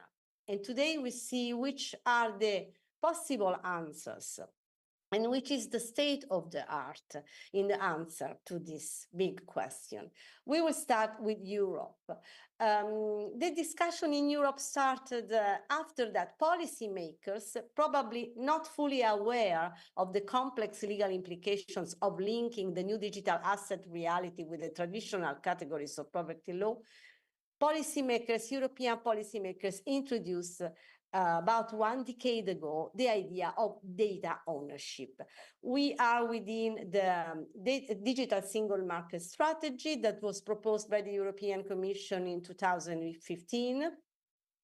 And in order to ensure that Europe's economy, industry and society take full advantage of the new digital era.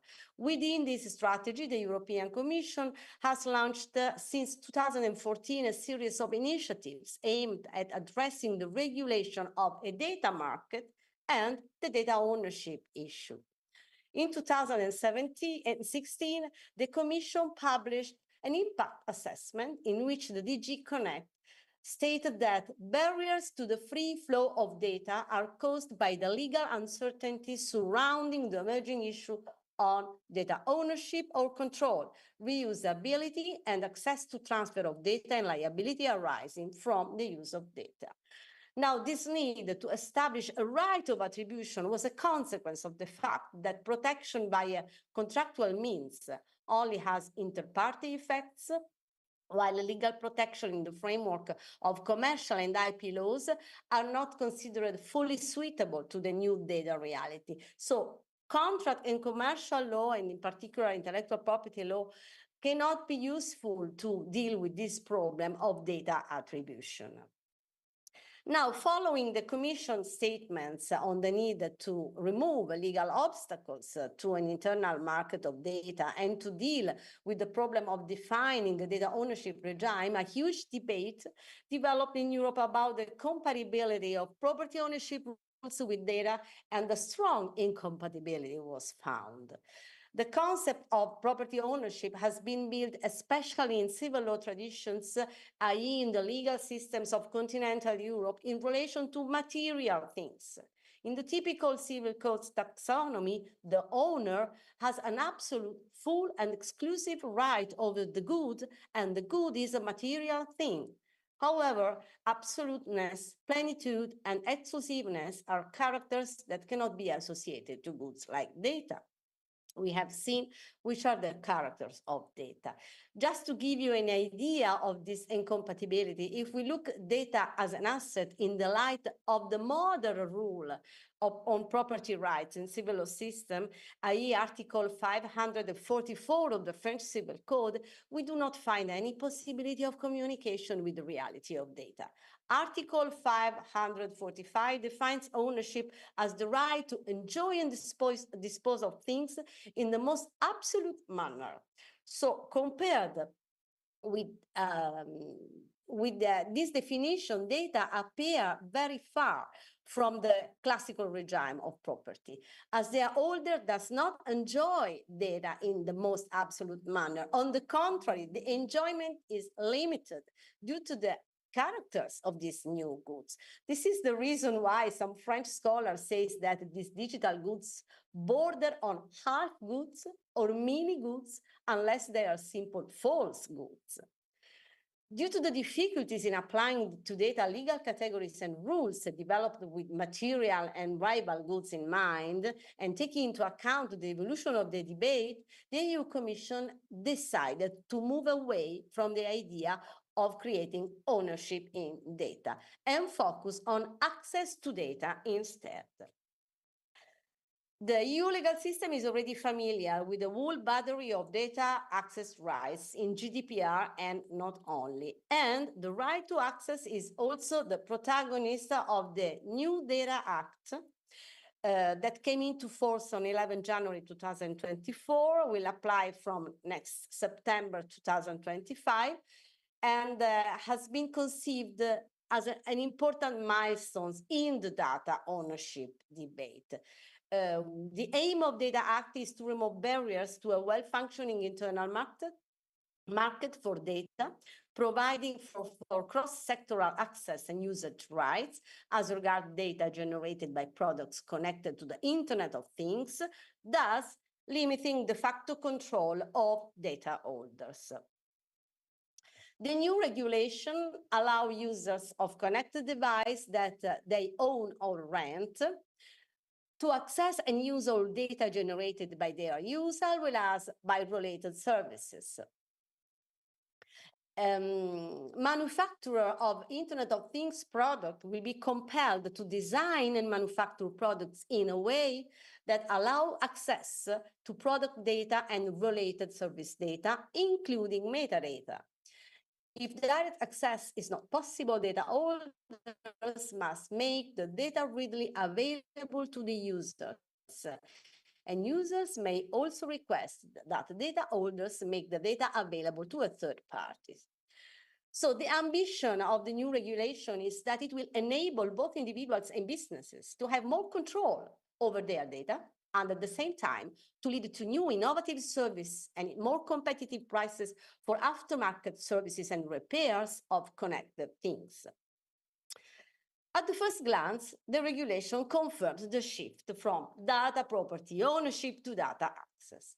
However, the choice to move away from the idea of creating exclusive rights in data and to focus on access to data instead is not so clear in the regulation. As a matter of fact, according to Article 4.13, data holders, typically the company that makes the connected product or that provides a related service, must have a contract with the user, defining the rights regarding the access, use and sharing of the data that is generated by the connected product or related service. So it's important to note that the data holder cannot use any non-personal data generated by the product without the user's agreement. The comments to this rule are not very good. Several scholars observed that with this provision, an idea of exclusivity has been introduced. And the fact that data is in the exclusive legal sphere of the user shows that the declared option to abandon the property discourse in favor of the creation of new rights for data is not fully satisfied. As the new rights have a property flavor, what was intended to go out from the door went back from the window, leaving unsolved the main problems of affording the legal status of data. So an effort is needed in order to imagine new paradigms aiming at classifying data in a way being able to ensure an effective protection of the rights on it. We need, I think, to change perspective and to start defining the legal status of data as goods, new goods, that need specific new rules that at the moment are still undefined. Europe, we have this in Europe, we have this regulation that leave basically unanswered our question that I raised at the beginning of the presentation. Now let's go to see what is happening on the other side of the Eurasian continent, in China. China announced in 2022 a new regime to promote data commercialization, where the basic criteria of attribution for data are laid down. This is the third pillar of the data-related legislation promulgated in China in the last decade. We know that China legislation primarily has focused on the security aspects with the famous cybersecurity law. Then the topic of personality rights and protection of personal data, personal information came into consideration with the Personal Information Protection Law, which follows as a model GDPR. Now, Chinese legislator is working on data as an economic factor. So let's have a look at this new regime, which is under construction. First of all, we have at the central level only a policy document on this topic. There are the opinions on building a fundamental data system to better exploit the role of data factor. This policy document left implementation at the moment to local governments. Notably, more than 20 provincial governments have released implementation rules in 2023, with more provinces and municipalities following suit in this year. The idea behind the opinions is that the multiplicity of rights claims over data resources that might potentially be raised by multiple stakeholders makes the attribution of data ownership to a single subject hardly possible. So the 2022 opinions acknowledge three separate but related rights for commercialization purpose. One, the right to hold data resources. The second is the right to process and use data. The third is the right to operate or manage data products. At the basis of the system, there are the information subjects, those legal entities that supply the information carried by the data. And these data subjects have their first order statutory rights that are associated with the protection of personality rights or intellectual property rights or trade secrets. According to the opinion, these rights shall be protected, shall have are first considered first order rights, and then even in this case, the consent of information subject is requested by data processors in order to collect, use, or license the data carrying information. So we have here a similar approach as the Data Act. However, we also find some difference because the 2022 Chinese opinion go further as they identify as the object of consent, not a full ownership, but three modularized rights that are the aforementioned: right to hold the data resources, to use and process data, to manage data products. This last is the use of data as financial assets for investments or our security interests, but also in the balance sheet, because now there is a new regulation allowing companies to insert data in the balance sheets as an asset, as a company asset. In addition to this system, we have also the establishment of a system of registration of these rights that has been setting up at several levels. Several platforms manage this system, issuing data rights certificates to companies. And then these are the tradable rights, these certificates. And I just can give you an example. of a people chain, which is a platform that issues certificates for the 3 data rights. And we can see in the slide a sample of the registration certificate of the right to hold and the right to use and process data issued for a company, Zhejiang Chinatown and commodities companies. Obviously, in addition to this registration platform, we find as actors of China data trade ecosystem, professional data service providers, and data exchange platforms. So the scenario in both here and there is that of a work in progress in this that is a very difficult field of work for lawyers, law scholars, and legislators. Attribution, rules of attributions for data. We have seen that Data Act, will apply beginning September 2025. The China Basic Regime is a central government policy document, so it's not exactly a law. And at the moment, the implementation governments, and this is a typical way of proceeding of Chinese leaders that they have a way of saying crossing the river by filling the stones. So when you have to start very big reforms, when you have to introduce very big new rules, you start testing them at local levels, and then you arrive at enacting a national legislation. So the process is completely different from what we know at European level. We have seen in the 2 documents some principles in common, such as the need of consent of information subject to allow data processor to use and dispose of the data, but different approaches.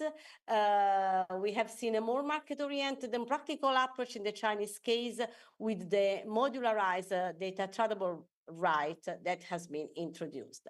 In the next months, we will see what happens. A final consideration, it's important to know that in China, is in some way easier to build the system because the Chinese property rights system is in some way less rigid than the continental Europe one. Moreover, we should not forget that European Union has some limits in regulating property law issue, considering that property law is one of the fields where the Treaty on the Functioning of European Union limits EU jurisdiction. So this is the state of the art. As far as the dilemma of property law for data, I think that the way is still long and full of uncertainties. It's a long road ahead, especially I think on European side, but also for China, very long road ahead. Thank you for your attention. A very interesting perspective from one side to the other side of the world. Do you have any pressing question for Marina? She will stay till the end and she will be connected, so we can take advantage of her expertise also later on. Thank you. Okay, so in the interest of time, we can move to the next presentation. Michael Lazaro Perez-Gort is a researcher in the Institute of Complexity, and he will talk about the data digital watermark. The floor is yours. Thank you. Okay, I would like to thank to the organizers, also to all of you for being here. So I will be talking about digital watermarking. It's an interesting but also quite a big research field. So I will try to be brief, and I will try to cover more or less the background, and then I will proceed with some of the proposals we have been working on, and also I will show to you some experimental results. So, okay, as digital watermarking is just a part of the information hiding field, we selected because, for example, there is also cryptography, but when you apply cryptography, you are able to see there is something hidden or to suspect about something, some kind of value in the data that is being transmitted, let's say. And also steganography. The issue with the steganography is that you are trying to pass let's say, a message in a digital asset, but there is no, you are always like requiring the secrecy. So you want you want the others to know that there is a message hidden in that digital asset. So you are using just the carrier, the digital asset as carrier. But if somehow there is some suspicious about some additional hidden information, then it's easy to break. On the other side, watermarking is a public system, so you know for sure you cannot rely in secrecy. You have to be able to offer an open algorithm, and then the issue is that you have to offer robustness. And with watermarking, what you are doing is just trying to protect the ownership of a digital asset, or instead try to preserve data integrity, to protect it, to detect tampering, let's say. So, quite brief, there is the architecture of a watermarking system relies in the watermark embedding process that is just based in using the data, then try to generate the watermark from any source. This could be an image, an audio, anything. Of course, we are going to select a source that is not that heavy, so we don't provoke too much distortion in the digital asset that we are protecting. Then we proceed with the insertion, and then we have as output the protected data. We will be using some set of parameters, but at least we have to consider the secret key that is mostly, let's say, in the hands of the data owner. And then, when it's required, we proceed with the watermark extraction. What we have here is some data. Then we proceed with the detection of the marks. We proceed with the extraction of those marks and the construction of the watermark. So then we can proceed with checking the equivalence of that watermark with the watermark that we embedded, and proceed with the final conclusions. If the data is stolen, is the data, let's say, tampered. So for the case of relational data, or any other kind of data that may suffer benign updates, we have to consider that also, because as an information hidden technique, this kind of signal that we will embed will suffer kind of the degradation on time, either for benign updates or for malicious operations that will be seeking to steal, let's say, to try to compromise the detection of the watermark, for them to claim the ownership of others, or just to, let's say, to compromise the data if they want to do some kind of cyber terrorism or any kind of malicious attacks. So, then we have, I will proceed fast with this. These are some classifications we have. Depending on the source we use, we will use some kind of, let's say, watermark information. In our case, we are using binary images because are, let's say, the simplest. So we will select a pixel, and from there, we will extract the mark. So instead, for example, if we use a color-based image to generate the watermark, then we will have a bigger value, and we will have to proceed within 13 more marks per pixel. We have also distortion-based and distortion-free techniques. We will check that in the next slide. Also, reversible watermarks. I won't want to get into the details because it's like too much to cover. The cover type, for example, is what kind of data we are inserting the marks on. Granularity level, for the case of relational data, if we are using one value of the entire tuple, for example, of an attribute or bit level. And also, how we are going to verify to detect the marks, if we are going to use a probabilistic approach or deterministic, if we are requiring additional data, for example, the original database or the original watermark source, in that case, will be non-blind, or if we are just relying on the secret key and the watermark data, in that case will be like a blind technique, and private, among others, classifications. So The issue is that for the watermarking techniques, we have two types of techniques. We have the fragile ones. In this case, we use those to detect tampering and fraud of the data. What we are trying to do here is, in case we try to detect the watermark and we are not able to do it, then we can assess with high confidence, let's say, that the watermark is being, the data, I'm sorry, is being compromised. So we cannot rely on using that data for our purposes. On the contrary, when we are using robust watermarking, what we are trying to do is, by force, to create a technique that will be resilient against, let's say, aggressive operations that will try to compromise the detection. So we want to implement those techniques, in this case, for ownership protection, okay? And in the case, we are implementing a robust technique. Let's say we have the same data, but we have different copies of the same data. In that case, we want to implement a robust technique for each one of those copies. So in that case, we will be implementing fingerprinting for authenticity of those copies. That is a very common scenario when we are using the same data, but we are replicating it for selling it to different buyers. So we have here a bunch of requirements. I won't get into the details.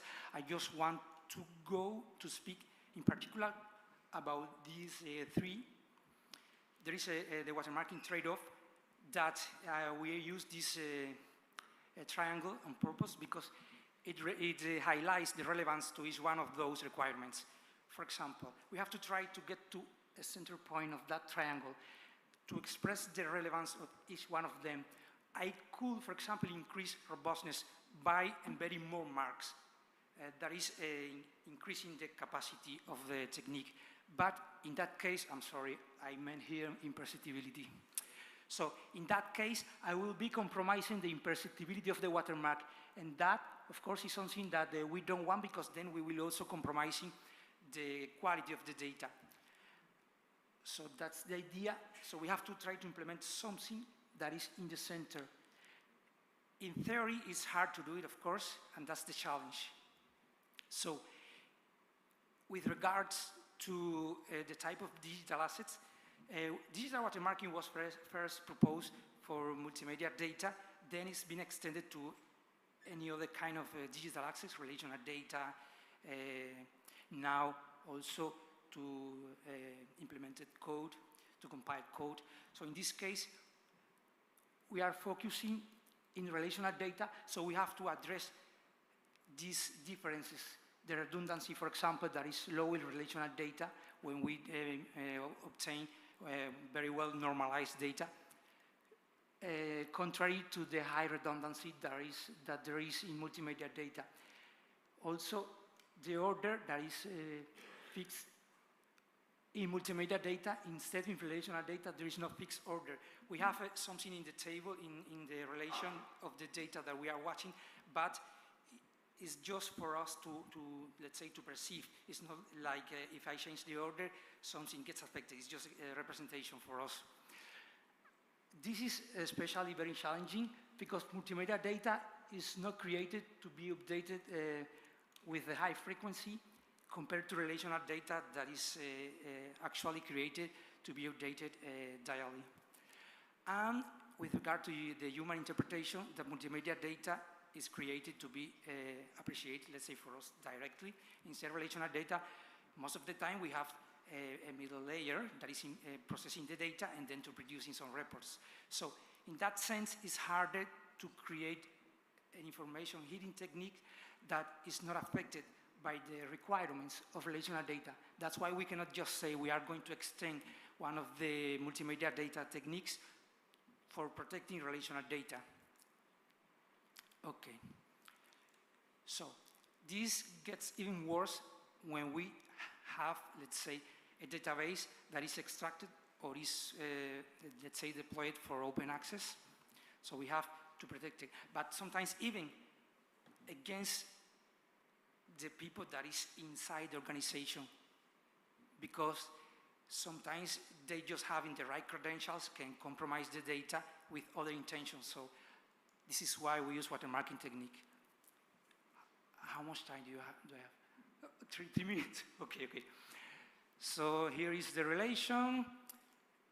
What we are doing is working, for example, in this case with numerical attributes, we will use the less significant bits to embed the watermark. Of course, we have to control the distortion, so we use this to manage the distortion, and then we have the most significant bits to create a link between the watermark that is being embedded with the very data that is being watermarked. Somehow there is something that will make a content-related the data and then stronger the technique, let's say.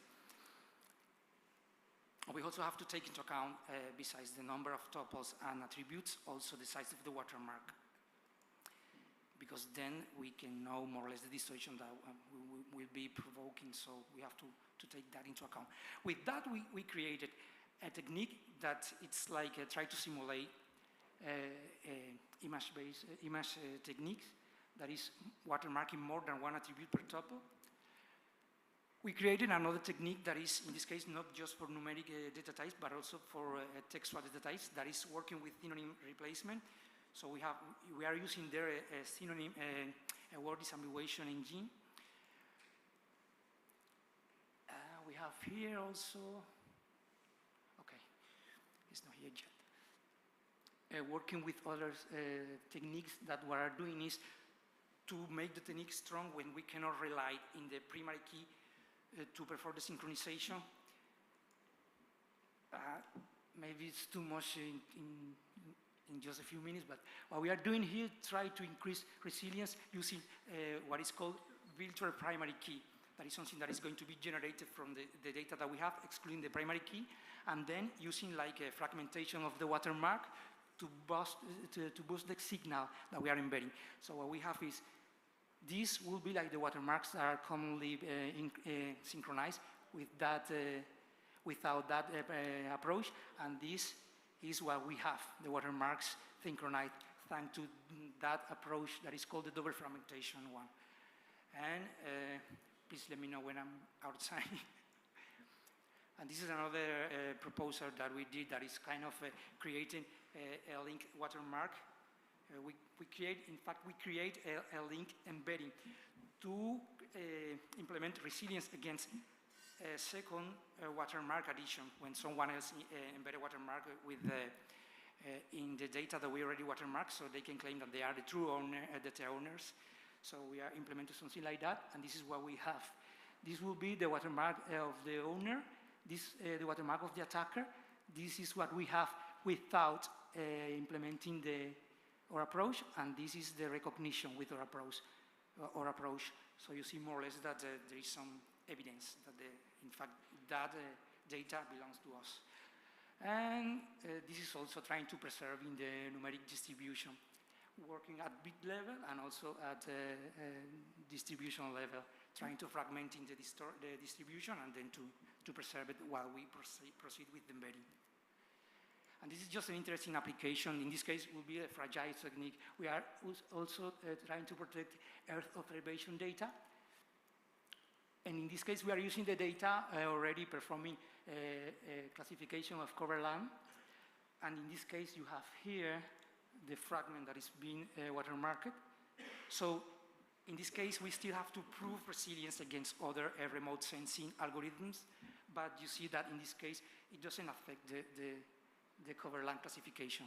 And still, it detects when the data is being tampered. And that would be all. Yeah. Just that the applications are like still increasing. Now they are talking about also starting the intersection with differential privacy, and it's something that is parameterized, so you can put it in the hands of the data owners. Thank you very much.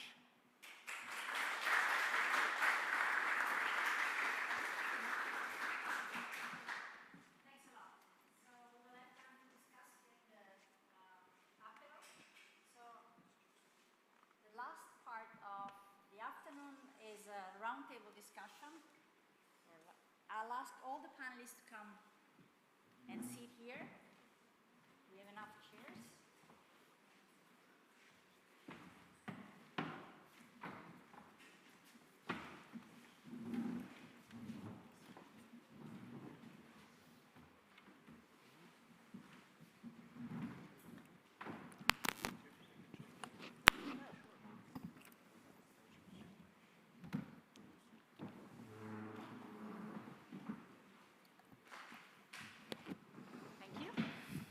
So, oh, Carrie, you're part of the panel?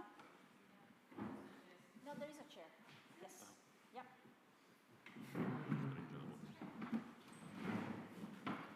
Now there's a accountant.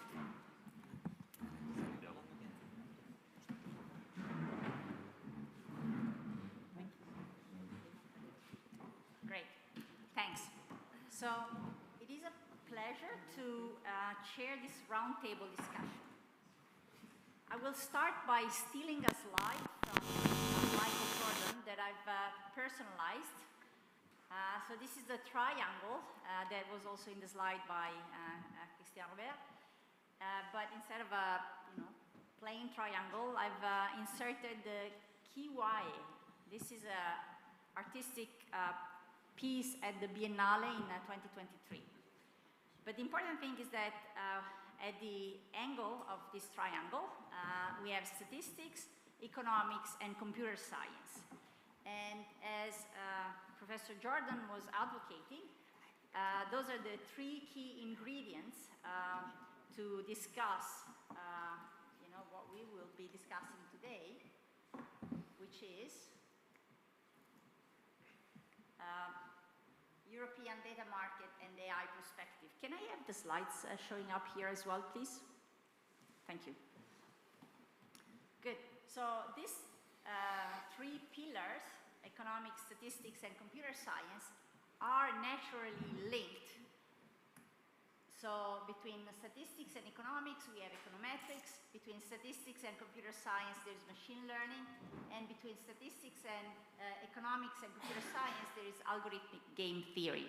And again, I'm stealing the slides of Michael. So now we will add to the left corner economics and law, because today we have added this ingredient to our discussion. And I will now place the panelists inside this triangle, depending on their expertise. And I've asked them to place themselves here, and I will give them 30 seconds, 1 minute to introduce themselves. And we will do this in alphabetical order.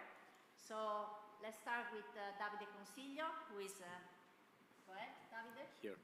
Good afternoon, everyone. Davide Consiglio, an economist by background, and today serving as the Chief Data Officer at Generali Insurance in Italy. Thank you. Then we have Professor Clelia Di Serio. Hi, I'm Professor Clelia Di Serio at the University Hospital San Raffaele, working in the medical field, and as a member of the Executive Board of International Biometric Society. I'm in charge also with part of humanizing the artificial intelligence with the statistics issues, and besides also mentoring programs and communication programs. Thank you. Professor Michael Jordan, who is right there where we all like to be, in the center of the triangle. So if I had to pick one field, it would probably be statistics. It's a 300-year-old field. I think it's the mother of all of these disciplines. It's about uncertainty in the world and how do you manage that. And it's something we do really well, but we don't have good legal structures for it. And our computer science has not done a good job with it. And I think all of the confusion we're having all right now, and this today I think is a good example, is that all of our previous legal mechanisms had no regular connection with statistics. So I'll say more about that. But anyway, I learned statistics first. I added some algorithms to it. So really this diagram was about not really computer science per se, but algorithmic thinking. Not really statistics per se, but inferential thinking, going beyond the data, seeing out what's on the world. And then not really economics, but incentivization and bringing people and their needs and goals and values into play. And that was the diagram was about. Thank you. Professor Kerry Mengerson. Hi, everybody. I'm Kerry Mengerson. I'm a distinguished professor of statistics in Australia. And we have also an Australian data science network that links about 40 different research centres around Australia. One of the really big issues that we discuss is around responsible data science, and so that's why I'm here. Dr. Carlo Rossi Charbonnet. Good afternoon. So I am a lawyer, and I am the Chief Legal Innovation Officer of Data Valley. It's a company that is dedicated to data governance and data strategy. So I'm focusing on the legal methods to make data available at large. And finally, Sebastiano Saccani. Good afternoon, everyone. I'm currently Head of Research and Development at Aindo, an Italian company based in Trieste, and we work on techniques for privacy-preserving data analysis and machine learning, so I think it's hopefully quite relevant for the panel. Thank you. Good. Thanks for introducing yourself. And now we'll enter the topic. So, European data market and AI perspectives. I've asked each one of the panelists to spend about 5 minutes giving their own perspective on the topic. And we will do this in reverse alphabetical order. So those of you who have shared slide and want to use slide, I can hand you the clicker. Of course, I forgot. Can I suggest you just do the clicker? It's very complicated clicker. Everyone's having trouble. Okay, that's fine. People say next, and there's not that many slides. Perfect. Yeah. Okay, I forgot to mention that Professor Roberto Casarin is the econometrician that links statistics and economics. Okay, so we will start with Sebastiano Saccani. The floor is yours. Okay, thank you very much. So what I wanted to focus on concerning the data market and AI is that, very briefly, essentially today AI is done through machine learning, so through data. And of course, so data is the limiting factor for developing AI. But of course, we have all the GDPR regulations that essentially limits the use of data. So we have, as you all know, it's very, very common knowledge, we have this tension between the privacy protection and the use of data. So we really do need techniques to do privacy-preserving data analysis and machine learning. But I think that one important point is that in order to do machine learning, we actually are not interested in the record-level information because what we really do is statistics while we are doing machine learning. So essentially, the techniques that are important and I think will gain traction in the future, they already have, is techniques to extract the statistical information from data while essentially removing personal information.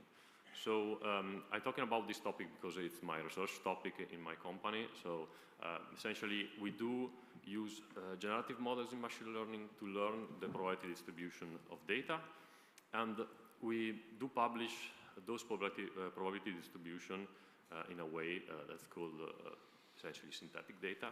So I think this is one of the tools that will be in the mix for the development of AI in the near term, together with probably tools like federated learning, differential privacy, access of data. So I think those kind of techniques should be really the focus to conjugate, say, the need to develop AI for the general good in the end of the day of people, but also to respect the privacy. So I think that's a really relevant topic that the European Union in general should address and should find a good middle ground where to work on those issues. Thank you. Thank you. The next panelist, Dr. Carlo Rossi, Chauvenet. Yeah, so I would like to focus on the fact that what we heard today is there is no lack of data, there is no lack of laws, there is a lack of business models. So we are like in Florence in the 1500s. There is someone that is lending some money, but he doesn't know that there is a bank. What it will be regulated, there will be the rules, and what can happen if something goes wrong. When we consider that, imagine that we are in Venice now, in the 2024, and we are talking about data intermediaries, the banks of data, and probably you don't know that you have been tracked since the time you have arrived in Venice, since there is a smart control room in Venice that is tracking your SIM card, so your mobile phones, and knows where you are coming from and where you're going. Of course, preserving your privacy, or apparently this is the idea. What is the problem here in Venice is that this is all managed by using public funds, and these data are not reusable of other purposes. So the smart city of Venice is still lacking, and the problem is not a lack of data, it's not a lack of rules. The problem here is a lack of business models. It's all based by public funds. But we are nowadays more and more used to have smart services, smart products, and we use AI. So to use AI, we need data. We need quality data, and we need to have those verified before we train AI models. Article 10 of the AI Act expressly mentioned this in terms of quality criteria, data governance, and context-specific data that needs to be used in order to train this algorithm. And I was very much interested by what Professor Bernes said and Professor Timothy about the concept of secondary use and the ownership elements. Here, the idea is, according to Article 10, that you shouldn't be using personal data unless it is necessary to reduce bias, but you should use, to train data, non-personal data. And for this reason, synthetic data is so important in the development of new smart products and services. And would this enable the definition of a new life of the data that each of these companies have collected. So to conclude, in order to have, as in the Florence of the 1500, in order to have a market of a data market, we need to have efficient data intermediaries and efficient business models that would enable the attraction of capitals and would enable the development of new smart products and services. Thank you. Professor Kerry Mengerson? Yeah, thank you. I'd like to just touch on a couple of points that we sort of discuss in our Centre for Data Science, which encompasses a large range of disciplines across the university, including people from law and business and science who are engaged in all aspects of data science. And I just wanted to start with the comment that there are some differences between Australia and the EU with respect to data governance and data regulations. And if any of you are interested, then there is this, very luckily I found this article or book, report that talks about the GDPR and the Australian Privacy Act, and goes through, as you can see there, a number of the topics that are actually relevant with respect to that.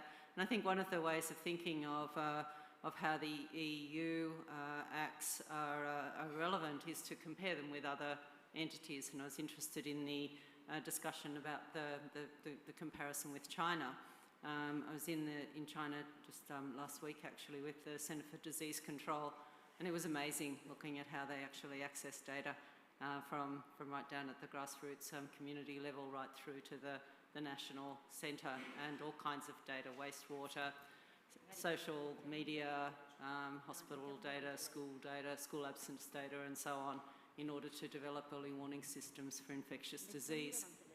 And so as you can see here, this GDPR, which came into effect in 2018, and the equivalent in Australia is still our 1988 Privacy Act, which has had some updates. But you can see there are a couple of similarities with respect to those. But if you just go to the next slide, you'll see that there's a number of key differences as well. So really distinguishing between the data commodities and the data processes. And you can see there the kinds of regulations and constraints around those different entities with respect to Australia and or in Australia and the EU. And if you go to the next slide, then there's actually a whole bunch of different obligations of the controllers and the processors. And so I think that it's interesting to see here, and I won't read it, but you can just browse through it, like where are the differences with respect to what we're allowed to and not allowed to do with data. And if you go to the next slide then, there's some updates that have been reviewed. So in 2022, there was a review of the Privacy Act in Australia, and there were about 116 proposed reforms. The government's adopted about 16 of those, I think, 21 of those, and there's about 68 that they've agreed to in principle. And I've just pointed out a couple of those that I think are important for us to think about. One is the use of automated decision-making, and so this is around the development of automated decision-making and AI, so to speak, and what that actually requires. And then also for the recommendations agreed in principle, it's really about organisations to define and document how they're collecting and using and disclosing personal information, and an unconditional right for individuals to opt out. So this leads then to the area of machine unlearning. How do we actually extract somebody's information from all of the kinds of algorithms and uses that we've developed based on that person's information. So that machine unlearning is an interesting area. And if we go to the next slide then, I'm interested in this from some of the projects that we're working on. As you can see here, I've just listed 3 of them. But we have the Australian Cancer Atlas, which brings together data from the different states of Australia. The states actually are the data custodians for a lot of information, and we need to then have access to those data. It's slow, it's unwieldy, it's difficult to get data at the individual level, and so there's a whole lot of interest in how we can do that better. It's quite different from the early warning systems and infectious disease, which we need data like pronto to be on a very much more regular basis, but it's still looking at the granularity and permissions issue. We work a lot with Aboriginal and Torres Strait Islander Community Health Service and other areas, Indigenous Data Network, and the rights around Indigenous data sovereignty and how we manage data for those communities, I think is really important. And I've got there the comment on literacy as well, so there's a really big push on improving data literacy in that community, and I think that goes across the rest of the community as well. So when we talk about these sorts of data models that we're putting up, it's a really expecting and we're anticipating that we're going to have a fair degree of data literacy for individuals to be able to manage this, and also reciprocity. So we've been talking a lot, we've heard a lot about how organisations and businesses and users of the data can benefit, but not so much about what actually goes back to the individual. And so this kind of reciprocity is really important, I think. What will we get for sharing our data? That's a question that's often asked. And in particular, it's asked around sport. And so I've just got here around Aussie Star, which is an Australian sports analytics research entity that we've set up. And a really big question around data, who owns the data for elite athletes and athletes in general, and is it the teams, is it the individual, is it the public, and so on. And especially with elite athletes, because you can't hide those data. We know who the good swimmers are, or the good footballers and so on. So it's very clear in their data as well. So they're just some of the challenges with respect to using data and developing systems based on those data. So if you just go to the next one, and I'll just outline. We're very interested in data sharing as a commercial transaction. We've been talking about, the eBay equivalent for data, which is DBay, as we call it, looking at data marts and how we might do that, blockchain options, and really thinking about data being treated just as other IP, and I was interested in the conversations around that too. But it's interesting to sort of tie ourselves up from a sort of social science perspective about how we might treat data, but then thinking about it from this very sort of commercial perspective of it is a piece of IP that we should be able to regulate and trade in the same way. So I was interested in that sort of legal perspective, which I think is really important. And if you just go to the next slide then, which is my last one, well, the second last one actually. So we've got priorities in practice, which is around sorts of things that you can see there. and it's a summary of what we've been talking about. And my last slide very much is around what we've actually been doing to address some of these issues in looking at federated learning and synthetic data generation. So interestingly, with synthetic data generation, which we've talked a lot about in the tabular generation space, I don't think there's very good guidelines yet around how we actually do that and how we validate that. So there's a review article there by my PhD student, Connor Hassan. Actually, he's not my PhD student anymore. He's submitted his PhD and he's out in the big wide world and will be coming over to Europe soon too. But he's worked a lot on federated learning and the issues involved with synthetic data generation. So he'll be in Finland. If any of you are interested, then I'm happy to connect you up. Thank you. Thank you, Kerry.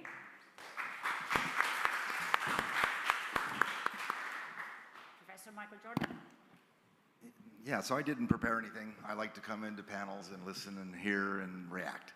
So I'm going to do that today. I enjoyed the presentations already. Already I resonated to the gentleman on my right talking about things like business models and markets. If you don't start to talk that language, I think you're missing really the big phenomenon that's really happening here and how confused we are about this phenomenon. I heard a lot of talk about rights. It's really more about business models, I think, okay? Right to disappear, you can't do that. There's a lot of right, you can write them down, you can't execute on them, so it's kind of not clear to me what the exercise was about. So I'm going to be provocative here. So first of all, we're talking as if we know what data is. We don't. And I think that it's very often the case we have a very limited kind of data in mind, and we focus everything on that, and then we make laws about that, and then we screwed up another kind of data altogether. All right, so think about it. What kind of data do we have? Well, we have healthcare records. That's the classical data. And we have the database people telling you kind of what that looks like, okay? Database people tell you that data is what's in a database. Please, I don't need it. I can't see the audience now. Database has got columns and rows, and there's bits in it. And you can own that, and you can talk about how many bits and all that, okay? That's not really what data is in the modern world. Data is something like a creative act. I made a Wikipedia page. I put a lot of knowledge into that. Data is about my usage of various services, including my walking around of the city of Venice. That's data. Data is about things I'd like to make available to people. I wrote a song. Okay? That's put in a database and it's treated as data, but that's the wrong model for thinking about that entity I've just created. Okay? So what is the right model? Well, like my triangle suggests, it's minimally thinking about it from an econ point of view, a statistics point of view, and the database point of view. And now if you're a lawyer or someone, a public policy person, you've got to take all three of those into account. They all have something important to contribute here. So let's think about the statistics point of view for a moment. I mean, we know all statisticians analyze data, but that's not enough. That's not really thinking about it the right way. The database person gave you the data, the statistical person made a table. The statistician allows you to talk about valuing data, all right? So data doesn't have an absolute value. Okay, it's crazy to talk about buy data because it has that value. It depends on the context and the problem you're trying to solve. All right, so suppose I collect a lot of data from a bunch of entities, people or institutions, maybe fraud data, okay? It predicts fraud. And what I'd like to say is how much value does each person's data have there? Probably they're complementary, so probably if I put them together, I'll do better than any one entity. Some of them are actually copies of each other. That has to be taken into account too. And some of them are just irrelevant to the problem I'm trying to solve, that I'm trying to solve, okay? Suppose I'm trying to solve a particular problem. I gather all this data. Well, a statistical way of thinking about the value of data is say, there's 5 people's data I've collected. Take 4 of them, hold out the 5th one, make a model of whatever problem you're trying to solve. You have a loss function, you predict, you see how well you do on held out data and so on and so forth. And now add the 5th person's data in. Do you do better or do you do worse? Very simple mechanism. Leave one out. That allows me to value how good that 5th person's data is in the context of the problem I'm solving, and not just trusting in some way and whatever. This person could have been adversarial. I will learn that when I hold them out and put them back in. Now I do that for every person, and now I've got a value associated with the data. This is something called Shapley value in economics. Bang, we just put together a statistical way of thinking, leave one out, and an econ way of thinking, which is cooperative game theory. And we're outside of the realm of classical database theory entirely. But now we can start to talk, even in a naive way, about the value of data and what it means to possess data. If two people have the same data and you hold one of them out, you get zero value marginally for the next one. That can't be quite right, so Shapley value alone has got to be augmented, so on and so forth. We've got to start working on these things. All right. Secondly, lots of data is people's creative acts. All right, so nowadays I'm involved in a company that brings music to, creates a new kind of music market. So musicians create music. That's not just AI and synthetic, you know, it's not that story. They create something creative that they want to have valued in a market. Right now that's not happening. Most young musicians who make music, it gets streamed, someone else makes money on advertising. So our company called United Masters has a three-way market. You have producers of music, you have listeners like us, and you have brands. And AI underlies the market creation. It's not about the data and making new data and all that, or even the data analysis. It's so saying that person connected to them, that brand likes this person in the demographic, that brand now knows that. They reach out to this person and say, make more music for me because I know you're popular in the demographic I care about. And we've done this, and there are now 3 million young musicians signed onto this platform in the United States. It's been working for 5 years, and it provides new salaries to a lot of young people who weren't getting salaries otherwise, okay? That, to me, is the way to think about it. Now, are those people caring about the privacy of their data? No, but they are caring about the intellectual property they've created, okay? In fact, it's the opposite. They don't want it to be private. They want it to be out there. That's going to be true for lots of things, a many range of things. I want a knob to turn that I personally, I think one of the speakers was saying this, it's about personal control of privacy in a context for a particular purpose. And if you leave behind the latter, the context and the individual and all that, and make a general law about privacy, you're completely missing the point. Okay? The whole thing is to empower individuals to make decisions about what they can hold and what they possess, and to be in a market that permits that. Now, if you don't have a market that permits it, all this is moot. And mostly, we don't have such markets.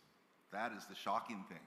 Most of this AI stuff is coming in, they're building towers in the sky that we go query, they're taking all our knowledge from Wikipedia and other places, they're putting it in a big box, and then we're talking about the big box. Did that, you know, endanger our privacy? Does it do this and this and this and this? The whole point was they didn't create a market. So we can't really talk about what we're trying to achieve here, which is actually to empower people to get value out of their life, out of their products, out of the things they both want to make available in public and the things they're willing to make and the things they're not willing, and to give control over that. So I'm going to stop there. I could go on, as you might imagine. Let me just say one more thing, though. I was in China for many, many years. I was involved in the company Alibaba, in particular the product called Alipay. Right? Alipay was data collection, okay, but mostly it was creating a market. It was a market between, it still is, still exists, between merchants and consumers. A lot of data was collected, so much so, fine-grained data, so much so that they could start to offer microloans to Chinese people. And basically, 1 billion people had access to microloans through this. Now, were they giving up some privacy? Yeah, but not to the government. The company was doing it, but there were guarantees, and the people were getting huge benefit out of this, real reasonable microloans. Jack Ma then famously went on the conference in the Bund and says, look, I don't have to hold 40% of the loan in the bank to predict, you know, to guarantee the risk, because I got a lot of data, and I can predict it, and I can give value to people, and I can make lots of liquidity, and you bankers don't know what you're talking about. That was the stupid thing he did. And then 2 days later, the bankers shot him down, and his IPO was canceled, and he's basically been kind of canceled in China. But the Chinese did learn the lesson, which is actually data is a good, data needs to have markets for it, and people need to be able to participate in those markets. Thank you, Michael.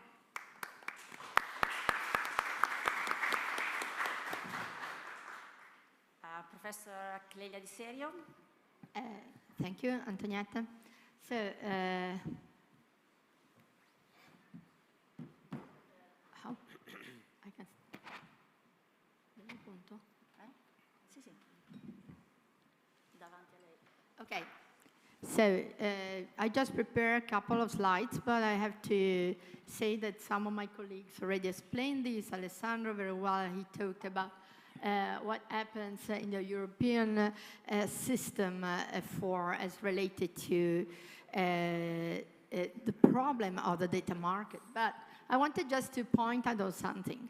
So there is a big difference between how we think about sort of data market and how in Europe and the situation in the United States or Australia, as already also Carrie said. And for instance, what did the COVID show us? Did show that, okay, without a data sharing system, which is really working, so we sort of do not have much benefit of being in Europe from the point of view of health. But why is that? Because, of course, when the European Union was sort of started thinking of data, so there was a European statistical system that was excluding health. So everything that was dealing with health was just left to the autonomy of each country because it was too complicated. Systems were too different, and also rules were too different. So now, after the COVID in 2022, as everyone was sort of underlying with the new regulations, so we had some step in the direction of finding new issues and also funding, okay? So European Health Data Space that was having this sort of feature to empower individuals to manage their health data, to create market for electronic health data record system, and so on. And also committing Europe to, finding a governance framework that was aligned with GDPR. Okay, but then in some sense, the European healthcare market has not really registered yet that there is a market of data healthcare monetization. What is instead something already well known in other countries. And so the way we are working, the direction we are working on, is like we think we are all academic system or public institutions, and that we have to establish new rules to find a common platform for data sharing more than a data market.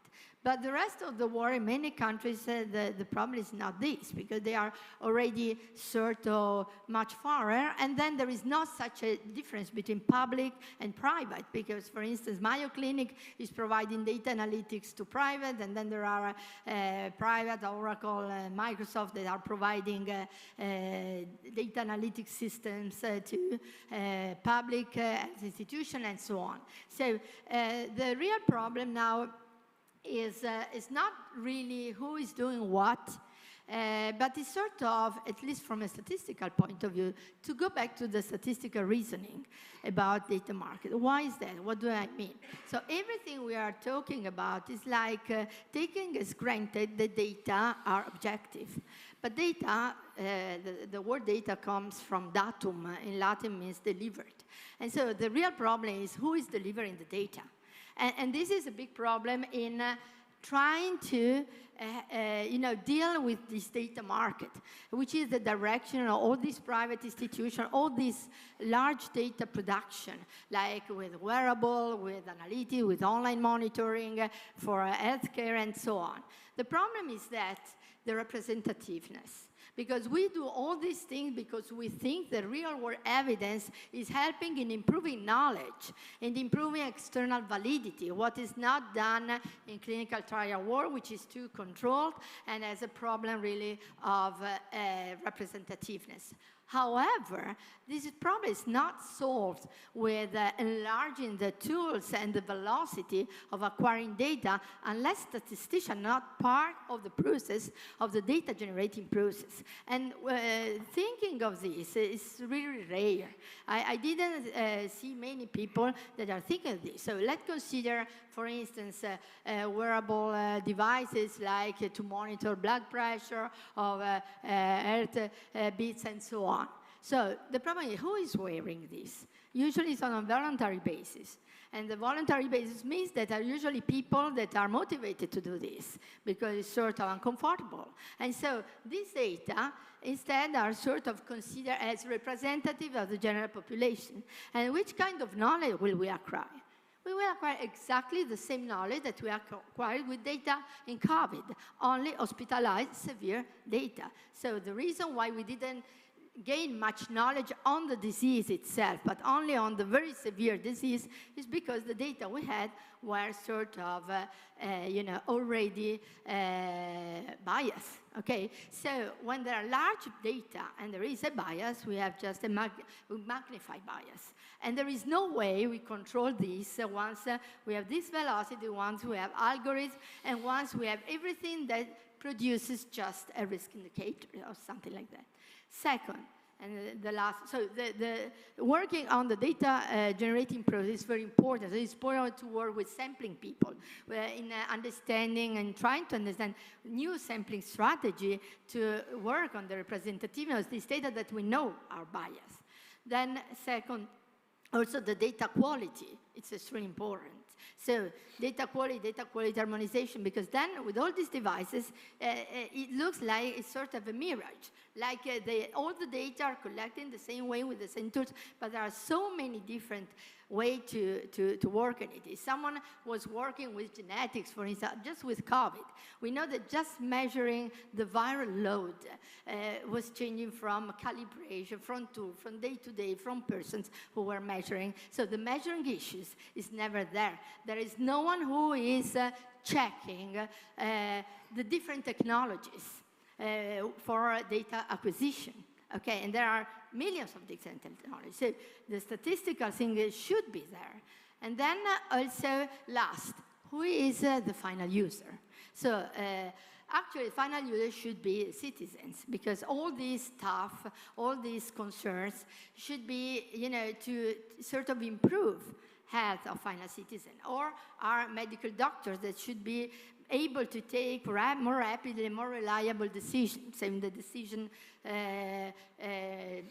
process for the doctor, diagnostic decision process, and so interventional decision process. This should help. But are we really giving something that they can use? For instance, just take, for example, the 23andMe, because this is an example of data market, which is the DNA data collection where you pay $99 and then you get everything about your DNA and your risk indicators or your relatives somewhere in the world and so on. But then these data, they are genetic data, then they will be sold, and we have no way to check where they go and how they are used. Or even if I received a sort of risk indicator that said you are more at risk of cancer or some rare cancer, what should I do then?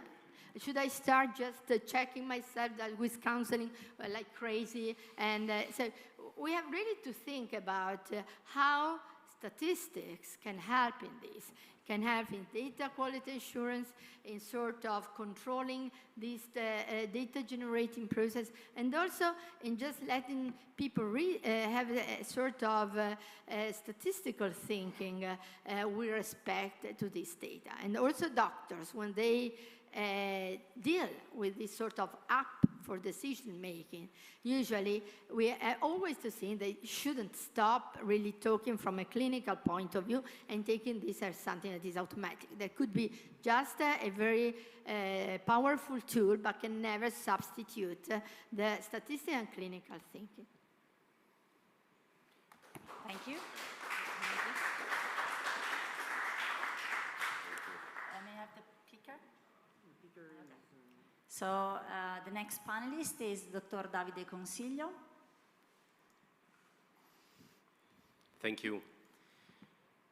Good afternoon, everyone. I'm probably the last obstacle before the drinks, so I'll keep it short. But so look, I'll bring the industry perspective to the conversation, and the main message which I want to convey tonight is that all the great pieces of work I've seen, and thanks to Professor Casarin for inviting us, can have huge impact and deliver real value to our customers and the society when it comes to the volumes and size of large listed companies like Generali. Think about a few context information, like Generali, 40 billion company, 1 out of 5 Italian resident is a customer of ours. And if you add friends and family, we probably interact with everyone in the country. Those customers, in a third of cases, and in their 60s or 70s or above, they are not customers we meet very often. In property and casualty business, we maybe meet a customer every 12, 15 years when they get an incident. In our life business, we meet them more, but not as frequently as we should when it comes to deep financial review of their needs. And the other thing which you have to keep in mind, which we have seen in our data, is that the financial situations of our customers changed more in the last 2 years than in the previous 10 years combined for all that happened at macro and microeconomic level. So huge volumes, high uncertainty. This is not kind of business which we're able to manage on a normal basis if we hadn't reacted with things like the data office which I managed. The other part is, just to keep in mind, I've seen there is a lot of regulation out there. For me, regulation means I have 200 so-called relevant outputs, which on a 2-year basis, I have to report to regulators. I perhaps make more reporting on relevant outputs than on customers. So this is the discrepancy which we face today, and the starting point of such being such a big company and so important in the society where we live. Now, which are the priorities? We have 3 when you see it from the top. We need to understand our customers better, but not on average. We need to understand our customers better on corner cases, like the new Italians, the elderly, people with a given hidden problem in their health profile, and so on and so forth. Today, we're very much able, as the first insurance company in the country, to solve big problems. We're able to solve niche problems. We're not best in class in solving corner cases within big problems. That's the thing also where Bayesian comes into play, which we have been discussing with Professor Rafteri and Professor Durante during our session in the past days. Second, we have to tackle and address the caregiver problem. At current demographic trends, in 10 years, there will not be enough caregivers for our beloved ones, which means it's like if I sell a motor policy and there are not roads. Why should we sell insurance policies to customers if there are no caregivers? So this is something which we have to promote, which we solve for the society. And the third is, it has been mentioned, we have to solve data quality. We come from an history integrating companies, 5 companies, which is the same histories that most of the large companies share. But in the traditional GLM, generalized linear models world, you didn't need that much attention to data quality, maybe. In machine learning, you could always find a subset of a subset of the subset of the data, which were clean enough. In artificial intelligence, this cannot be. We either have certified data quality, not only data quality, certified data quality, and we can create weird responses, maybe with chatbots and all the rest that goes to our networks and to our customers. So this is the big. Now, where do data and AI come into play? I wish we had, we don't, I wish we had a data market where we can assess cross-border longevity curves. Let us understand on biological criteria, which are some of the biological trends on longevity, long-term care guidelines with therapeutic path reviews. We know which therapeutic path is better for a given diagnosis and which is worse. So this should be open almost to the society. And we need to be detailed and granular. We already have models at census area level, zip code level for catastrophes and natural events. Because, again, given the size of a large company, we cannot assess things like per averages, but we have to be very, very, very specific. And when you want to be very specific on data, again, data quality is the thing number 1. That's pretty much it when it comes to the data. In the interest of time, I will not dig more on this. The other opportunities, of course, AI.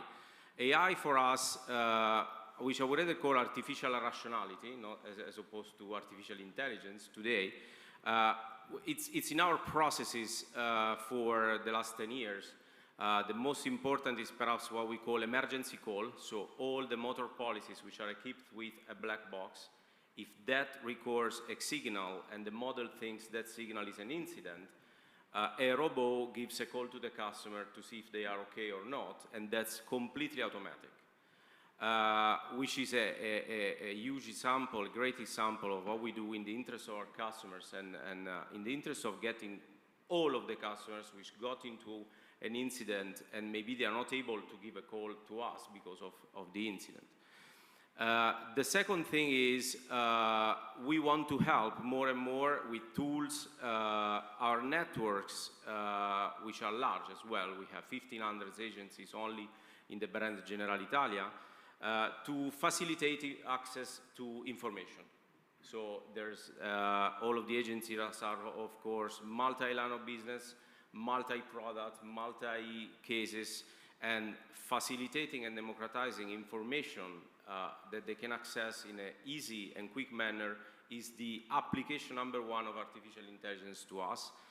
And the third thing is long-term care. As I said, we're even thinking about to develop some solutions of tools and services which maybe one day in the next 5 years, powered by AI, we can help our insured people, especially in the weaker areas of the portfolio.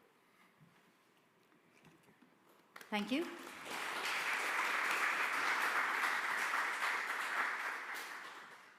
So before we take questions from the audience, I would like to go back to this beautiful Biennale sculpture. And as you can see, we can enter the sculpture and there's light coming in and going out. And the next thing I would like to do is to take the triangle we started off with and turn it upside down. And I think this triangle should balance on some principles that came up today. So at the center, I would put our humanity, the world, and ethics, philosophy, and humanities. After all, let's remember that Fondazione Cini is culture centered around this, philosophy, ethics, and now science has been added. And at the center of the triangle, there is data with value that is contextualized. And there are a few keywords that came up today, like trust, transparency, the notion of differential privacy, regulation, justice, autonomy, explainability of AI, beneficere versus maleficere,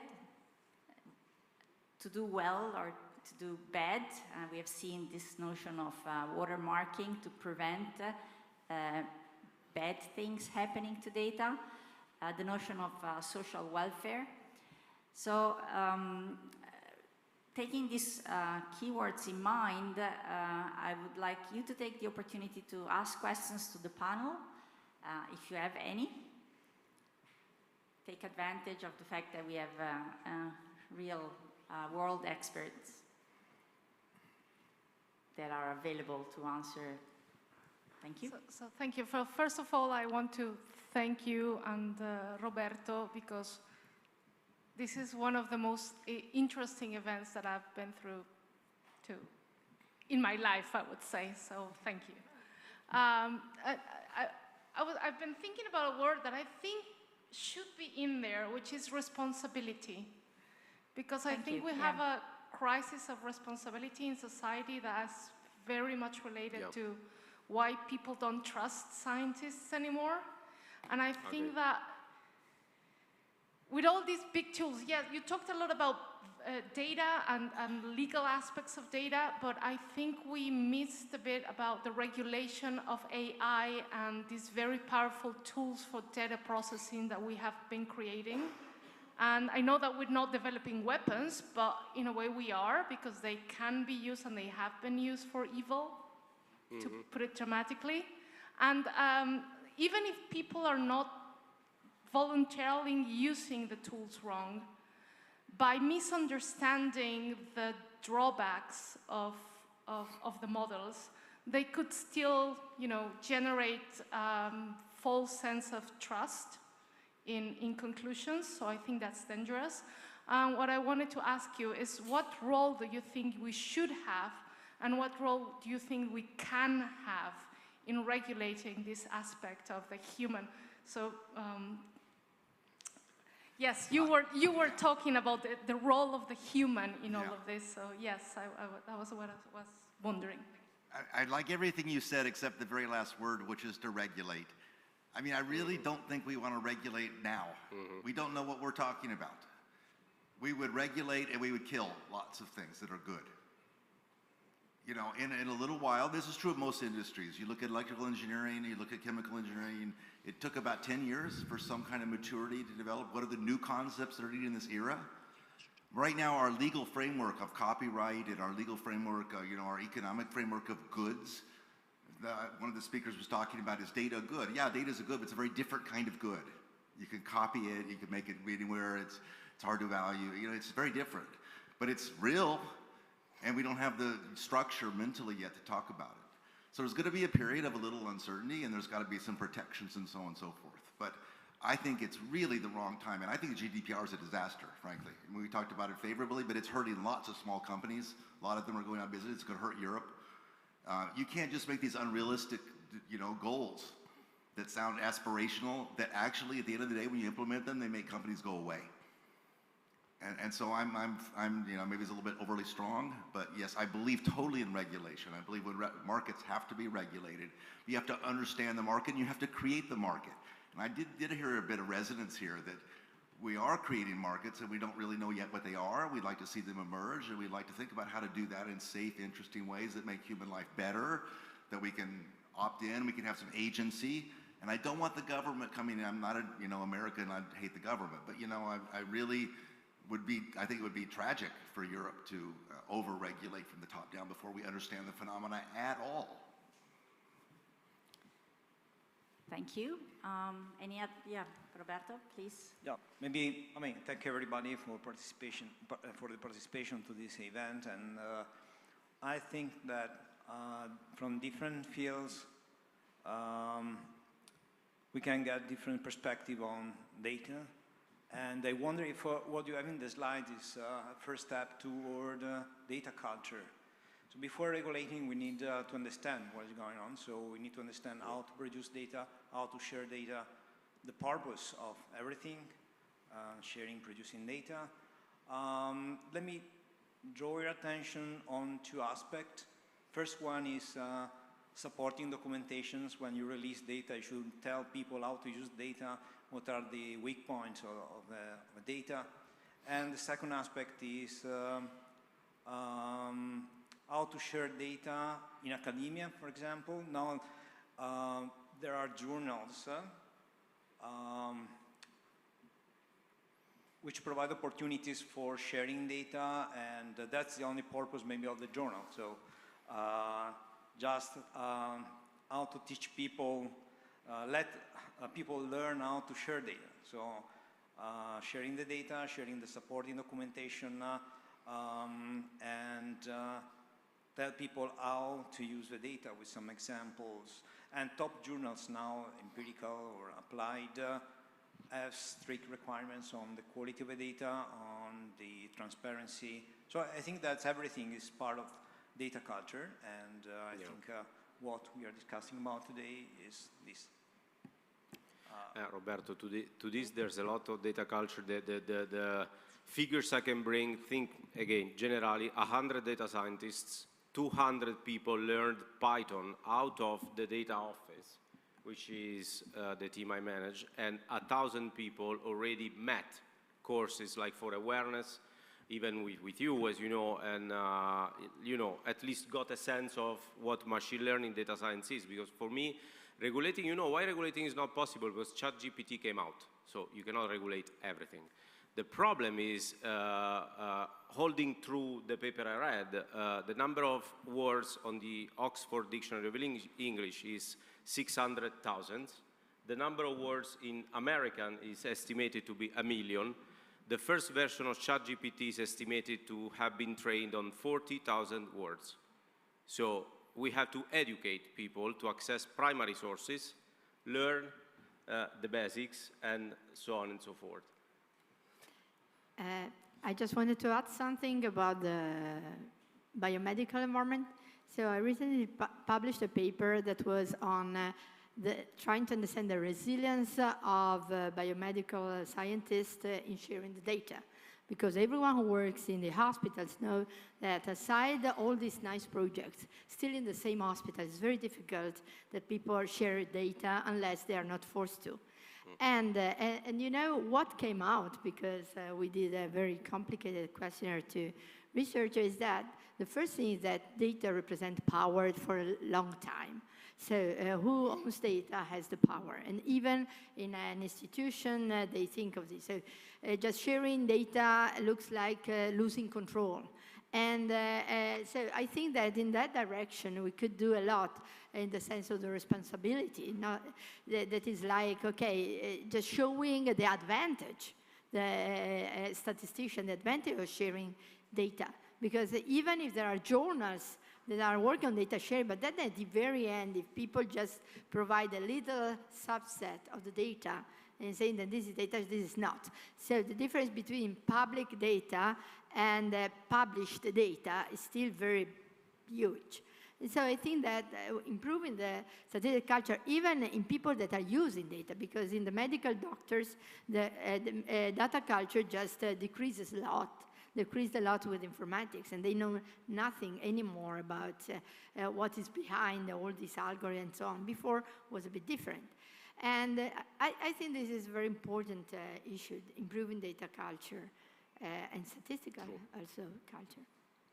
If I may add, I actually like the idea of responsibility, and I think the idea of having rules that enables the creation of infrastructures would be fundamental for the development of new business models. So far, that we didn't have any regulation. We have big, major US companies that owns our data, and we have to deal with them. They make the rules of the game. So if we want to take control of that, we need regulations, that we need regulations that make companies to be trustable, to make them responsible and liable for what they do, especially with AI, because we don't want, okay, so far we have been paying our free services with our behavioral advertising business model, but we don't want to pay for other kind of services using AI business models based on our data, on a control system on that. So, of course, in China, they are moving fast. In US, they're moving fast. But I think that direction is much more important than velocity. We have some rights to be guaranteed, and we have to find a way, not with red tape, so also lawyers can be smart, and laws can be smart. We should trust them. Thank you. Any other reaction? We can certainly continue this conversation over the... A quick question for the lawyers. I mean, should we consider data as a public common good? So should we consider data as a public good? Can I just make a comment about I mean, the discussion has been around no regulation, and that makes me very concerned, because I think that what we should be thinking about is that unless we have some guardrails, then organisations and entities, just generally entities, will work to their best advantage, you know, to what's their best advantage. And in terms of it being responsible or not, that has a lot of overtones of who's actually thinking about whether it's responsible or not. You know, what is responsible in terms of usage of this? And, you know, we've got lots of examples where one person or one entity may think this is responsible, somebody else doesn't. But unless we have those guardrails, and what I think we need, though, then entities will just, you know, do the best that they can for their own gain, and then with the guardrails, they will work to those guardrails. And I think that what we need to be doing is thinking about a way that we can work so that we can change those guardrails because we are in a very dynamic system. And so as we learn more, as the market responds, as the society responds, then we can change those guardrails until they settle down and we can start to think about them as, you know, structured regulation that'll have a long-term benefit. But otherwise, if we don't have anything, then I think that we are headed in directions that we may not want to go. Yeah, but what guardrails? I mean, I really agree that eventually, yes, they're needed. But, you know, I can't tell ChatGPT you can't say certain things. You know, it's going to hinder. What I think markets are really, what governments do well is they do things like, the market has got to be transparent. Yeah. You've got to show me on your product what are the ingredients. Yeah. Right? I need to be able to go in and be able to have some minimal understanding of who I'm interacting with and what. I have to be able to write contracts. I have to have a judicial system. All those things. Governments can help with that. They don't take the product and say the product has got to be this and that. After much time, eventually they can start to say the refrigerator's got to be a certain height and weight and all that. But you know, guardrails on ChatGPT, I mean, you know, I've talked with many colleagues. It is absolutely not clear what that would be. You know, we do have a crisis of trust, and we do have fake things, and God bless, we're going to have much more of it, right? You know, we're at the very beginning with that. What that means is that all of us have got to be inoculated to that. We've got to understand that most of the things we see could be completely fake. Our children already know that. You know, I really don't think we have that. We don't have to put a stamp on it and say this could be fake. No. Yes, watermarks help, and yes, origin things help. But there's going to be new infrastructure needed to sort of say, if you really want to get down to the truth, you got to follow back on this thing. And then someone did it, and I trust them. There's going to be a whole 20 years of this stuff. A lot of it has to do, though, with building new things in infrastructure, not taking our old laws and our old ways of thinking and just applying them willy-nilly, and in particular regulating this as if it was one of the old markets. It's just not.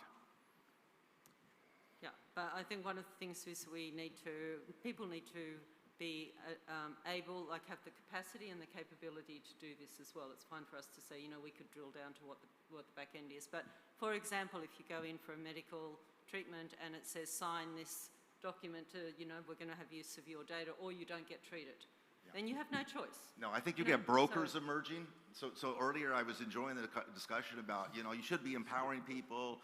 They should be able to see, they're transparent. It's going to get so complicated. I mean, right now, this GDPR has led to the fact when I'm in Europe, a new web page is I got to click a box. I click the box, it's just an extra annoyance. Now, how many of you actually go and read, you know, more annoyances like that? Well, maybe you do, but I don't think it's very common. I think that what it's going to be is going to be important to have those things. You can't get rid of them. But what it'll be smart brokers.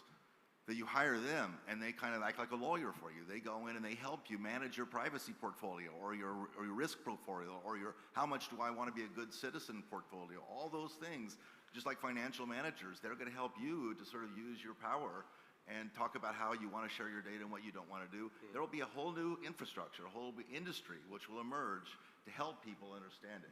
We can't just expect that there's a few entities on it, the user, the government, and the tech a flat measure for every and industry, every country. You're already doing a lot of that. Yeah. You interact with people directly day in and day out. Of so course. You already see this. Yeah, that's. Brokers was important in many industries. It really is not just companies. It's all these intermediaries that will develop. And I think we need to talk that language more. We need more economists in the room, by the way. There's a few on the panel here, and Ricky Vora is a world-leading economist there. If you don't know him, microeconomist. Macro, get rid of them. Micro, we need some people who talk about incentives and talk about who knows what, when, and how does that matter. And if you put this guardrail in there, that's going to incentivize people not to do this nice thing that they otherwise would have done. Don't do that, okay? And economists can help one think that through a bit. That's where that triangle came from, by the way, is to make sure economists were in the dialogue and in the room. And they're rarely in the room. It's lawyers and computer scientists, and in this audience, some statisticians. But mostly, it's no economists in sight. Thanks. I really think a lot of interesting insights have emerged. And as I said, there will be a bigger event in November, Global Health in the Age of AI. Maybe we could prepare a document that summarizes some of the questions that have emerged, our viewpoint, some of the answers, and hand it over to them. And certainly we will ask them to have economists in the panel, or suggest them to have economists in the panel. I hope you will be willing to help us set up such a document. Thanks, Kerry, for suggesting the format. So questions, our tentative answers, and it would be nice to have a document that connects us this afternoon, this brainstorming, and thanks to all of you for participating with your questions and answers.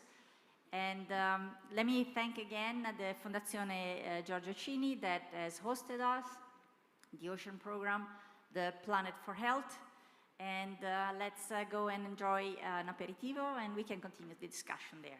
Thanks.